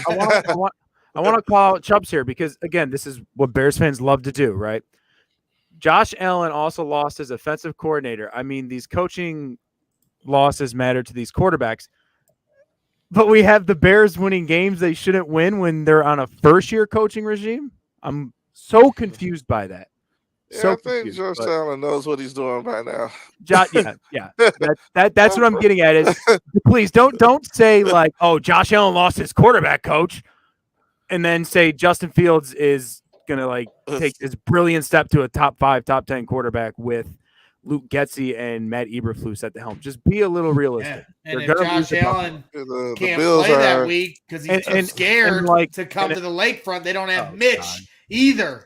Now, like Chubbs just said, how Greg can make a case every week. I am a scumbag. You're right, and you spelled it with a K. I love it. Yeah, that's love it. That's love. Anyway, you could. But I also think that goes for every fan in the league. Is every team. You can always look at your team and be like, okay, we're going to win because of this. We're going to win because of this. Or, hey, we might lose because of this. Like you said, a lot of it matters. Who plays, who's hot, who's cold, and everything. Who knows? Josh Allen could be fucking hurt come week 16, and obviously the tides will change. But right now, the Bills will beat us. Yeah, right. Well, right you're now, not calling in this week. Later on, we all got the Bills will beat us. So I got them. Wait. The Josh Allen? So they're losing. I had it. 8-7 for me.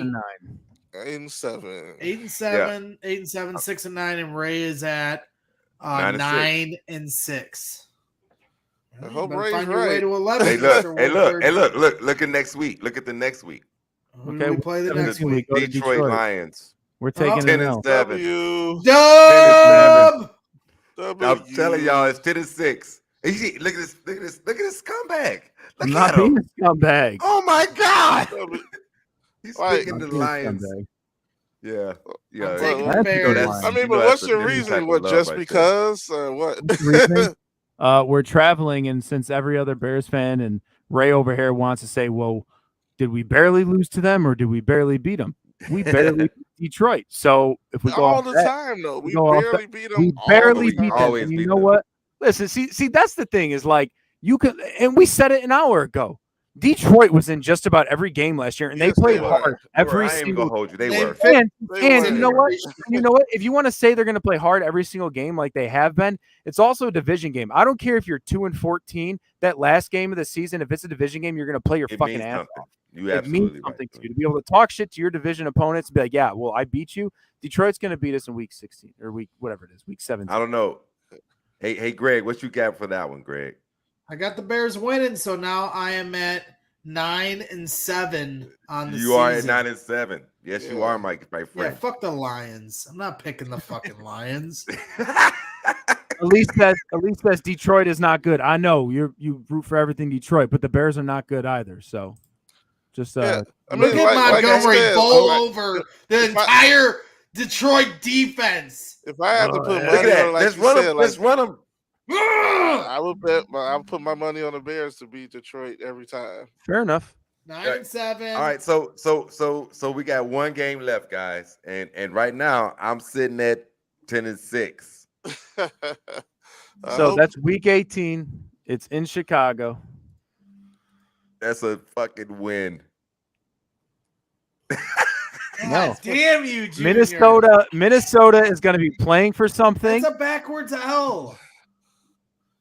Whatever. There you go. Whatever you want. Yeah, we're going to win by field goal right there. Yeah.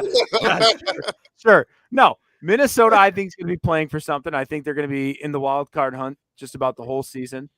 And I don't like Minnesota, but that offense is fucking good. Okay. And we can sit here and say, like, oh, the Bears got a lot of new fun toys on defense, but we don't know what it's going to be. We really do not.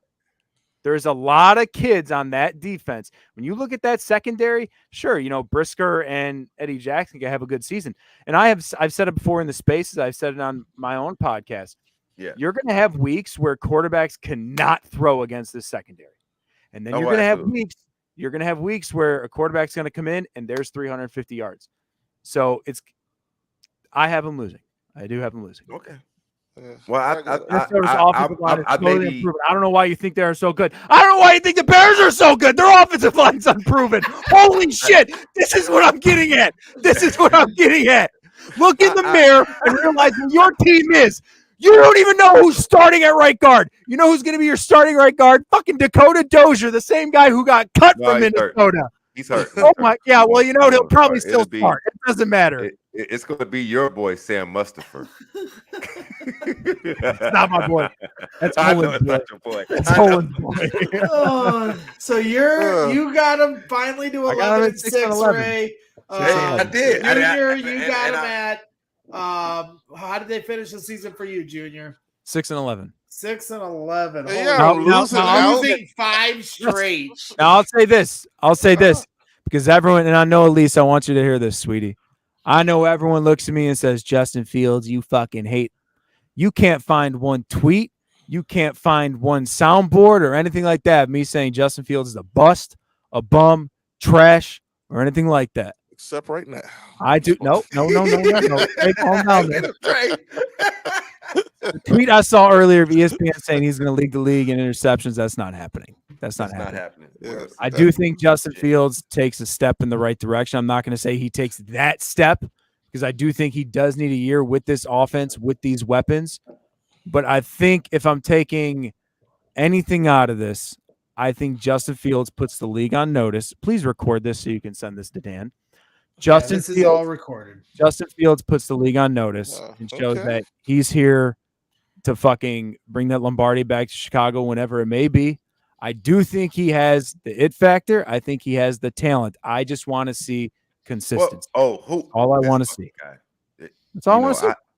I despise the ones who use busting Fields, and I just want to say that Shy Sports fan. I get, that sounds pretty cool. And like, Chubbs, win-loss is a terrible stat for quarterbacks. If that's the case, Mitch Trubisky's still starting in Chicago. But go ahead, Ray. It's just like, you're calling a kid a bust after 1 year in the circumstances that he was under, and you just disregard the fact that he's been a winner at every level since high school. Even though Junior says he's been injured, he has been injured. I mean, gonna hold you. Me and Junior had this discussion numerous times, and he has been injured, but he's also played through those injuries, and it's called football. Basically, you're gonna get hurt. People get hurt. It's what you do when you fall down and get up 7 times. You know what I mean? So I mean, it's like, what is it? What's the thing? You fall down 7 times, but you get up 8. You feel me? And that's Justin. You feel me? So you gotta understand, this guy is a walking, talking troll. Oh, he was in your space the other day. Oh, okay. And I tried to get him to talk. My bad. We brought up Vucevic. My bad. I want to get him. That. I'm sorry. At least a voice to this Twitter account that's always on my ass, or at least if he comes on the show, a face to the Twitter account that's always on my ass, because it would be nice to put one of the two, face or voice. But he got too scared when we were in the spaces, and he ran off. But he says that he's going to come into the spaces and talk. Come in anytime. There's a lot of scumbags in there. I gave an optimistic thought, and I've also given a negative thought. I want each of you to give a positive thought and something where you're like, man, this can go very wrong. Well, hold on real quick, because we got you at 6 wins. We got Ray at 11-6. Trey, you had him at 9-7 at this point in the last game of the season against Minnesota. Yeah, we won. Yeah, we won 10 wins. 10-7. Look at that. See? Yeah. And I'm going the same way. They're beating Minnesota last game of the year.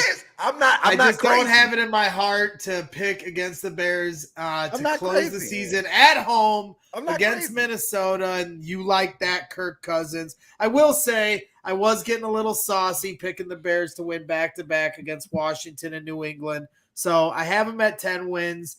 But, if I was trying to be realistic, maybe they don't beat New England and they're at 9 wins. But I'm sticking to what I'm picking. But look, and I got them at 10. They can definitely lose in Dallas, but I'm just picking them to win. That's all. But look, and this was a good exercise, Ray, because as you go through it week to week and you consider the different variables, when they play them, where they play them, what kind of winning streak or losing streak are they on, it does kind of, we almost even got Junior to pick him to 7 wins, and then he just tanked us Let me to let you end know. the year. Let me let you know something. Now hear me out. Now hear me out.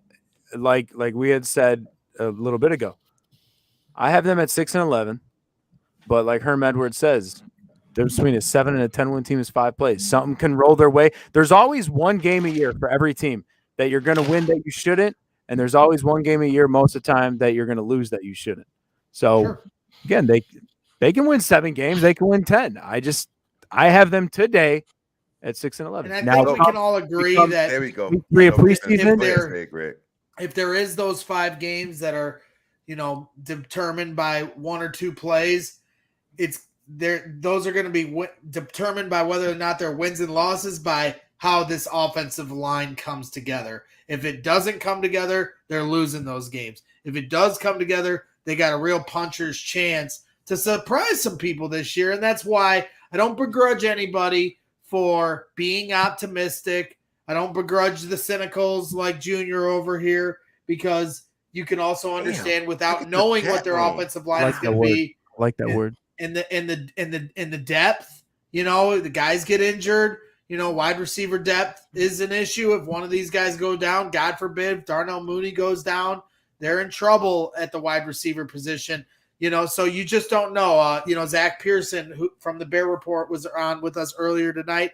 He talked about the pass rushing being a concern. Yeah, the secondary looks like it could be improved, but if they aren't getting to the quarterback, can we depend on some young secondary guys? Yes, they got Eddie Jackson back there playing, center field, but, can Kyler Gordon and Jaquan Brisker hold their guys, especially being new to the league? That's a lot to ask. The Bears need a lot of things to go right in order for the Bears to get to 10 wins like I'm picking, or 10 wins like Trey's picking, or 11 wins like Ray's picking. We're drinking the Kool-Aid tonight. We are drinking the Kool-Aid Junior's tonight. staying level-headed, and I can respect that. But, at the end of the day, like Chubbs is beating, pounding the table about, we're Bears fans. So we are always going to have our Bears goggles on. It's hard to pick against them. It's much easier as you start watching the games week to week. Like I said, I think I picked them either I think I went 14-3 or 13-4 picking them last year. But that's because you can, as you watch them week to week, you can kind of sense what they're going to do the next week. Picking it right now and looking at the schedule, there's so many variables that you can't even take into consideration yet. There's our quarterback could be out, their quarterback could be out. You just don't know. There's so many different things that can go right or wrong that can, determine whether this is going to be, 6 wins again like last year, or a surprise team at 8, 9, 10 wins. So, I enjoyed the exercise, Ray. It was a good one. Yeah, man. Yeah. I appreciate you allowing us to do that on here, bro. That was fun. Hey, Junior, somebody said you're a closet Packers fan. Chubbs and Shy Sports fan are just coming at you. They're just. Will called me, right? He called me too, and he doesn't. I said already. We're at 2 hours and 40 minutes on the show. If Will calls in, will literally be up till 2 a.m. listening Oh, to wow. Will play the guitar while he calls us assholes. So I gotta work tomorrow, Will. As fun as that sounds, and I know there he is calling us Will. right now. Hey, Will, before you got on, there's Will at the bottom of the stairs in his mom's basement yelling at you guys. Yeah, Oh Will, my we God. talked about you when DLo Brown was on, and we tell said him that he's a heel. you're the heel. You'd be a great heel in the WWF. Maybe, he's a man that wears many hats, but maybe we could get him into the WWE. Who knows? He'll walk in with his trophy. His little participation, or just handing them out to, like he has like a fucking wheelbarrow full, and he's just handing them out as he goes to the ring. Not for nothing. That's the same size as the disrespectful WNBA. Yeah, it is. It is. What's that? I like this. I'm like, what is this? Will had to love You're trying to hold it. They got that shit. They got that shit. I guarantee Will loved the summer league. I got a new phone. These new phones don't have headphone jacks, so I can't put you in. That looks like, oh, look at he's calling again. That looks like an Android tray. I'm Team Android all day.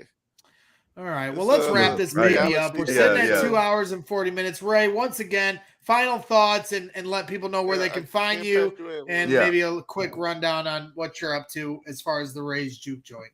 All right, so real quick. So if you don't follow me on Twitter, follow me at S_K_P. That's _ Powell. That's my personal account. And then follow at FTBC22 for Ray's Juke Joint podcast.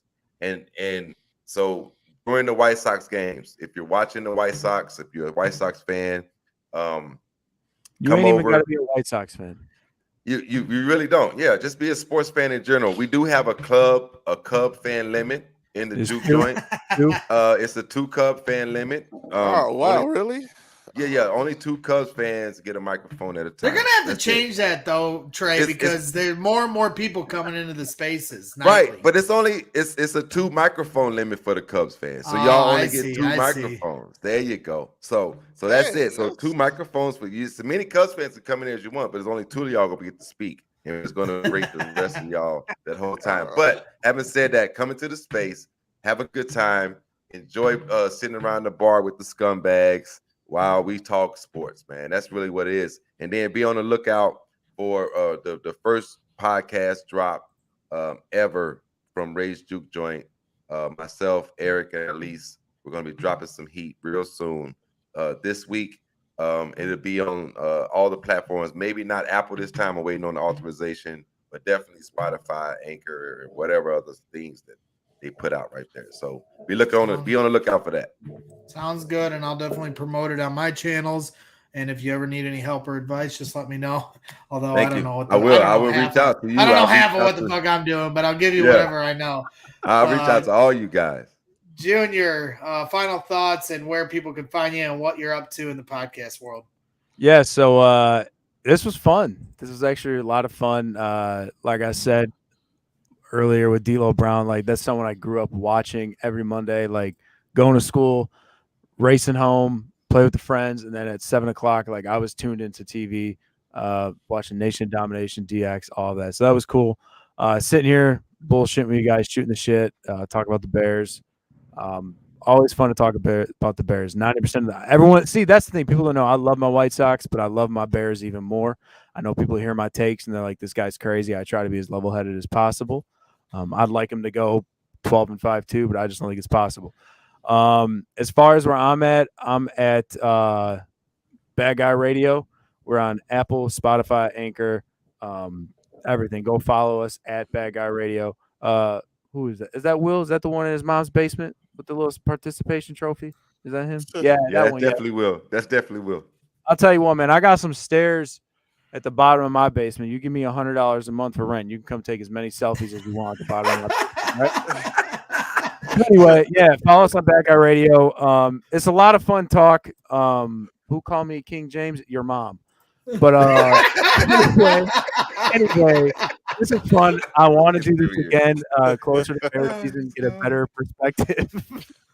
better perspective of this team come preseason and cut down to 53-man roster and go from there. So I really do appreciate it. Of course, and did you mention Bad Guy Radio and what you're up to on that end? Yeah, so they have a few different so obviously the name of his Bad Guy Radio, but usually there's a few different like actual shows that they do. I do every Wednesday night, and it gets released either Thursday morning, maybe sometimes Thursday night. It's called Black and White. Usually we talk about the White Sox. We will talk more about the Bears when that time comes around, but right now it's mainly just White Sox because it is the middle of the summer. There's no other sport going on, but when like the Bulls come around, the Bears come around, we are deep into that as well. Again, come August, once the preseason starts and they start the preseason games, then obviously September 11th, week 1, we're going to go full in on the Bears. So it's going to be fun. Tune in, listen. Like I said, Apple, Spotify, Anchor. It's really a lot of fun. Sounds good, and Will's going to take you up on that offer. So good luck to you on that front. Once you get Will, you're stuck with Will. So all right, well, we're going to cut you guys loose. Yeah, I appreciate all your time tonight. It was a lot of fun. You guys, I'm glad you guys were able to meet DLo. Wanted to put the bridge to that because I would like him to hop in the spaces one night. I think he would really enjoy that with everybody else. I was thinking of other guys that are part of the scumbags to come on, but I just figured I didn't want too many cooks in the kitchen, and I thought this was a healthy balance as best we could. But here we are charging up to about 3 hours on a show. But I thought a very enjoyable one, so I'm glad. I want to thank everybody for tuning in. But I'll cut you guys loose before me and Trey put a bow on this. So, Junior, Ray, I'll see you in the spaces. Trey, I followed you today, bro. Follow me back. Oh, okay, cool. Gotcha. Yeah, absolutely. Right, so we'll catch up real soon, and we'll do this again for sure, and revisit some of these discussions we've had later in the season. Absolutely. I want one more thing. Uh-huh. If you join, this is a warning. If you join Ray Spaces after 11 p.m., no, get set in that spaces. Get set in that spaces. Right. I have to. I was. Thank you for bringing that up, Julia. I did mean to make sure that I said this. My wife is just like, hey, look here, man. You got to start, letting these mugs go. We got to go to bed. So whole time, so I'll be leaving, right? I'll be going to do other stuff, but at least we'll have her show, which is the after hours in the juke joint, so everybody knows to go to her space when she opens it up. And what's said in the after hours is a whole different thing because the scumbags just let loose when I'm not around. Yeah, they go crazy. Some of those nights around the 4th of July that we went till like 2 in the morning. 2 in the morning, 3 in the morning. A lot of crazy shit. And there's some. You think these guys are characters? Wait till you meet one guy named Justin in there. You guys are gonna love Justin. Yeah, he's the craziest. So, all right, we'll cut you loose. Will found his way in. You can say hi real quick, Will, and then I'm letting these guys go to bed. Live from his mom's basement, everybody. Look at that. I love it. Hey, is that the trophy in the back? Oh man, look at. Oh, hey, Will, did you just did a couple curls just now? You did a couple. You're in your mom's basement, man. What the my mom's basement. You want to see my mortgage statement? You want to see my mortgage statement? Wait! You just said, Junior. I think I might like you, man. Relax, offer was on the table, but it's gone now. Offer's gone now, man. Find a different. Hey, dude. You know what? You know, I was gonna say that I might follow you, but you suck. Junior, you think you're a troll on Twitter? Will, I say, Shy Sports Fan is a troll. Will is incessant. He won't stop. Give your mom her shirt back. Her titties look better in it. Come on. Last 2 weeks I was McKay, so I did a little bit of that. So, Trey. Let me let these guys loose. They got to get to bed. Adios, gentlemen. Anyway, guys, we'll see you, Junior. I want to say it was a great show, but don't say that I live on my mom's basement too. Where did he go? Right there, he's right I'm there. clear. Trying to let You them know what? go to bed, I they want go to to call show. you Jim What did you Carrey, do, bro. Braggs? Jim What did You know, you Carrey. call me do? Jim Jim Carrey. Carrey. You know, I take Jim pride Carrey. in that. I take pride in that. Jim Carrey, you know, like, come on, bro. Like, are you doing heroin? What's the You What's going on? you look like with you take Sylvester Stallone. Put a few more needles in your yeah, ass. You know, like yeah. real Hey, one. hey. Hey, What have you done? Oh You my know, God. It's gonna be a dude. 5-star conversation from now on. Yeah, this was a 5-star conversation. Well, you know, like, Fucking you awesome. guys should like make up, and you know, you could find a place where you guys can, all get You own a together. different And be, shirt? oh You own my a God, different you're shirt? so I'm sick good. of You're seeing so it. beautiful. You guys. Like, you guys talk like everything is good. Oh, the Bears, 6-11. Bro, Junior 10-7, picked them to win 6 games. Will. No, I know. Junior, yeah, I know. But Junior and I have a different fight. This Fight. is paid promotion by his mom to him to say they're going to be 10-7. Yeah, promotion from my man. You fucking idiot. Oh my God. But you know what? Like the Braggs, Trays, and I forgot you, my boy right here. I always love Ray. you. I'm Ray. There you go, Ray. Yes, Sorry, sir. man. That's I've all been good, working G. all day. All good, G. You guys should find a bed and you all spoon. That's what Bragg likes to do. He still chases me around because he wants to spoon with me. You know, like I'm like, what the fuck? Like, get Whoa. Greg. Yeah, Greg, Junior, it you ain't didn't so, know about G. this? You see, Will, Junior, do you have have to know, give him the you whole have fucking? Do you have to know tell the him the whole $3-year $3 story? day. Take it easy, man. Later, Ray. Thanks for coming on. Yes, sir. I'll see y'all later, man. I'm out. The smart one leads first. Ray, take care, buddy. Yeah. Will, you don't have to give him the fucking 2-year story right out the gate. I told him he can go to bed. Now you come on. I am going to Beg bed. to come on. He's going to bed. Tell the story to him on Twitter or later. Tell me Junior, thanks for coming on tonight. It was a lot of fun. Night. Ray, yeah, Pray no, for I'm us, sorry. Junior. I forgot my Ray about it. Oh, shit, Junior left too. All They right. gotta go. We've been doing this for 3 All right, hours. guys. All his 3 hours. All right. Oh, for real? Oh my God. Yeah, all right. 3 hours. We started at 8 o'clock. It's 11 p.m.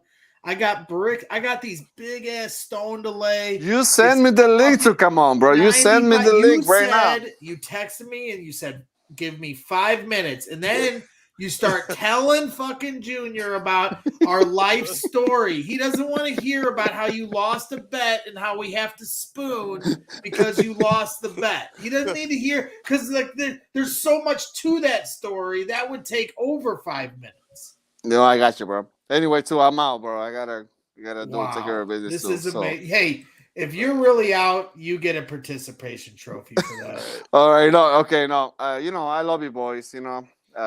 Really proud, and Junior and Ray. So it's pretty awesome. I come here. I just it's really sad now. With Eddie, like the way he cried. At the Water on Sylvie. Eddie Olczyk, yeah. Eddie Olczyk. It broke my heart, man. I was like listening. I was working. I'm like, oh my God. It was just really sad, Yeah, and he's one of the best to ever do it. So the Hawks messed up not keeping him around. But what were they thinking? All good things must come to an end, I guess, unfortunately. So we'll let you go to bed so right, Trey guys. and I can go to bed. We'll do another. We're going to have a live show this Saturday at Buffalo Wings and Rings. Where Comiskey. Here, I'll pull up the banner. Comiskey? Right down the street from Comiskey Park. I'll be right there. I promise you. Look it from 9:30 a.m. to 11:30 a.m. This upcoming Saturday, just 5 days away. You can go to Buffalo Wings and Rings, 3434 South Halsted Street, Chicago, Illinois. You can meet Paul Konerko, and you can watch Trey and I and Johnny B talk sports, and we may even give you a microphone and let you scare some of the kids there, Will. So no, guys, I will be there. I promise. I will be there. I have nothing going on this weekend. Until you do. Yeah. Well, no, I will be there Saturday. She's gonna Well, be we like, would love to see the you. wife Will. told And me I'm I gonna We tell want to see the Chicago Carcinos. Ring, We want to hopefully see Chicago Will. Ring is there. Want to see Chicago Beck and Ring, John. Big We want Dollar, to see Chicago everybody. Rilla. We want to see all I'll you be right guys there. there. All right. But we No, I understand. will be there. I will be there, and I'll buy the first round rings. All right. Well, Trey's got that look on his face like he wants to go to bed. So, Yeah. Will, good No, night. he wants to go poop. Oh man, He's like, he can't hold it I've no been more. drinking that. What? ISO tea, or how do you pronounce it? And ISO. How you been drinking? The huh? asshole finds Yeah, the tree. What? it made me. Yeah, Beck and John. It is early for the signing. The last one we did was later in the afternoon, but it normally goes off of the schedule of the player that's doing the signing. So I'm assuming that's when Paul Konerko needed it, was from 9:30 to 11:30. But we'll be there. Maybe if you want to show up a little later, closer to 11, we'll still be there bullshitting. We're not going to stay on forever. I would not be asking for the Konerko signing. I will be asking him how did it feel when we knock him out right there. Ooh. You know the knocked out for Konerko against the Cubs. That was I'm not gonna. That say was that, Pierzynski. That wasn't. Oh Konerko. yeah, shit, Konerko. But he But did. maybe Konerko he got punched too. Yeah, Konerko. And if not, maybe I'll punch him. I don't know. No, I like. I would be a Paulie. All right. Good night, Will. No, but I will be there. All right, guys. I'll see you there for sure. All right, Thanks guys. for coming on, stirring it up as per usual. Right. And then there were two, Trey and I, to wrap things up. Beautiful thing, Trey. We haven't done a show where, hold on. We haven't done a show from home in quite some time together. Right. Yeah, so it was nice to knock off the cobwebs, have a little fun, do our thing. Yeah, definitely. We got the music. Got the background music. All right. Finishing the night.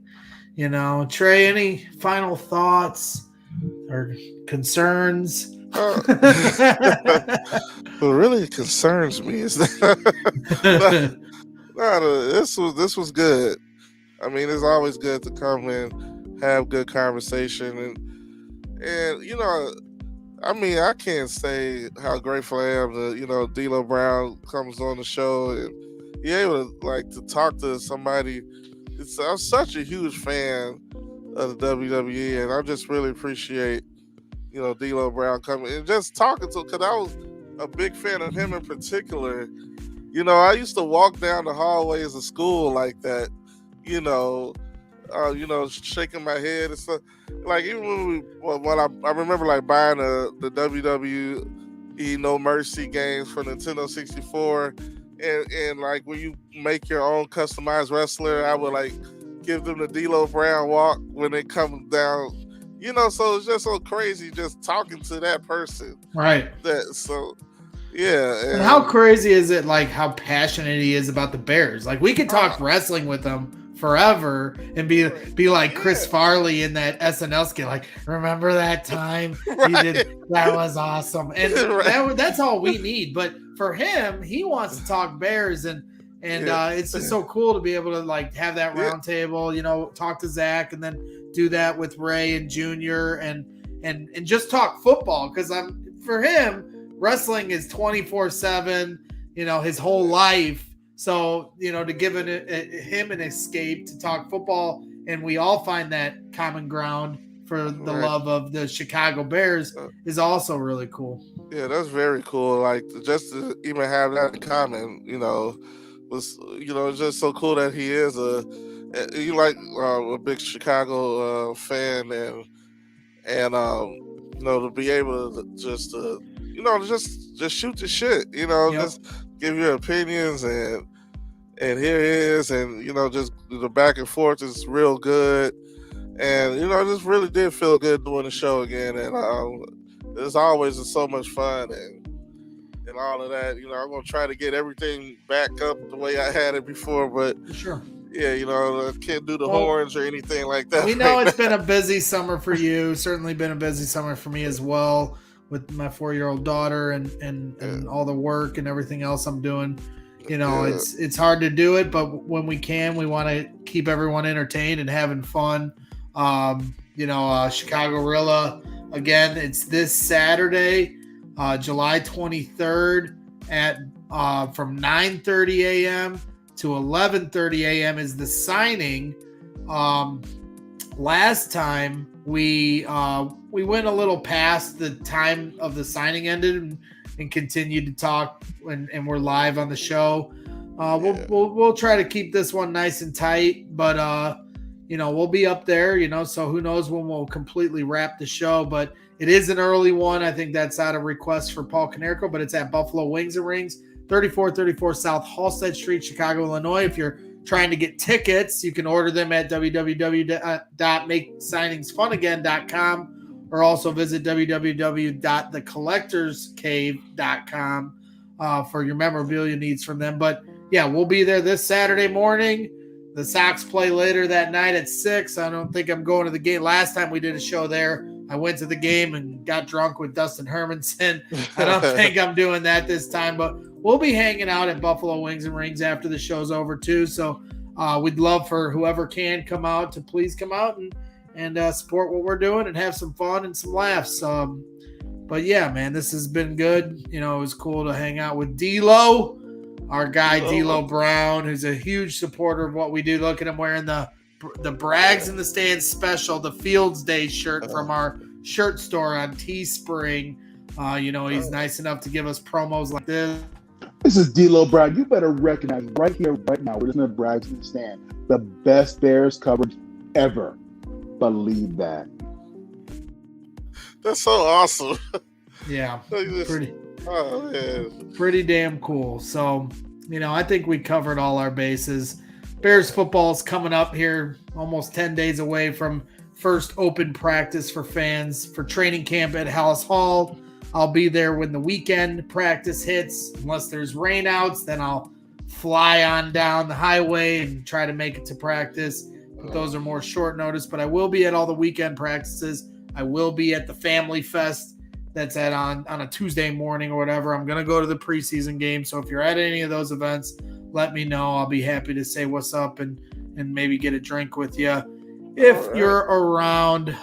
So, yeah, I think that wraps things up for tonight. Trey, I always promo your stuff. I know you haven't been doing it as much, but make sure you well, we understand you're busy, but hey, every once in a while, Trey Tunes is on Twitch, talking sports and playing hits. Follow his channel, www.twitch.tv/Trey Tunes, and subscribe to his channel, and maybe he'll do a show one day. Yeah, I got to do a show because there's people that do still subscribe, which is so funny. Because Will sent me a message like, Will's gonna guilt trip. Yeah, he's like, I subscribe to your channel even though you don't have any content. And I'm like, I'm sorry. That's how we love you, Trey. Because I've got no problem supporting your cause, even if you're busy. Because I understand I'm busy. Oh, I forgot to play this video for Will.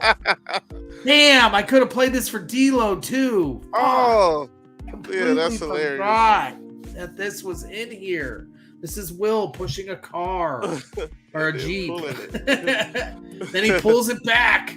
This is Will. I know the video is kind of grainy. This is Will in a random parking lot pulling his Jeep, then pushing his Jeep because he saw a Bears player doing this and he was like, "Oh, that's ridiculous!" And look at him showing off. And then he stops because he's getting tired because he's kind of old. There he is, pushing the Jeep. It's so funny. Yeah. Never a dull moment with the Trey Tunes gang, the Ray's Juke Joint, the Scumbags, and everybody that tunes into Brags in the Stands here. And we sincerely appreciate all of those people. Again, I want to thank Zack Pearson from bearreport.com. Awesome, follow him at Zack with a K _Pearson for his Bears coverage. He'll be at training camp. He'll be at the games. Really good guy. had some drinks with him in London. Forgot to bust this picture out. This was us in London when the Bears took on the Raiders, getting drunk at the famous Three Kings pub. So the famous Three Kings pub. You're gonna get a press pass one day, Braggs. One day when I grow to be big and strong. But I'm still having fun doing what we're doing here, no doubt. And also, of course, thank you to DLo Brown, wrestling legend, current Impact announcer. There he is in the Impact Studios taking a picture with his Braggs in the Stand shirt, but can't thank him enough. Nation of Domination. That was actually one of my. I wanted to ask him if, who like if he could pick a Nation of Domination of Bears players, who would they be? But maybe we can save that question for the next time. Don't let me forget, Trey. Okay, that's a good question. Let him pick Bears players, his all-time favorite Bears players that he would have on the Nation of Domination. Because Steve Mongo McMichael was once on the Four Horsemen. So yeah, that's true. So there you go. Again, thank you, Zack Pearson. Thank you, DLo Brown. Thank you to everybody that tuned in, including you, Will. Back in John said the Trey Toon Show live weekday noon to 2 in 2021. Hey, quit giving the guy shit. No, that was not Bearlissimo in that picture. That was just another Bears fan in London. But Bearlissimo was with me because I slept with him that night. Another guy. That's true. I did. Hey, let you go Bearlissimo. But the guy had a sweet shirt, the 85 Bears, and then that's 85 Bears drawn on his shirt, 85 of them. So nice shirt. Yeah, very cool. So that wraps things up for tonight. Stay tuned. We'll have our live show this Saturday morning, talking all things Cubs, White Sox, Bears, whatever else comes to our head. What's that, Trey? Oh shit. Yeah, something like that. It is. It's Trey. It's Braggs in the Stands, Trey Tunes crossover all day long. Always love doing stuff with you, Trey. You're a good friend and a very talented podcaster, and I'm happy to share the floor with you. So, you. So, and you're an incredible dancer. Let's not forget that. And I'm sorry, you're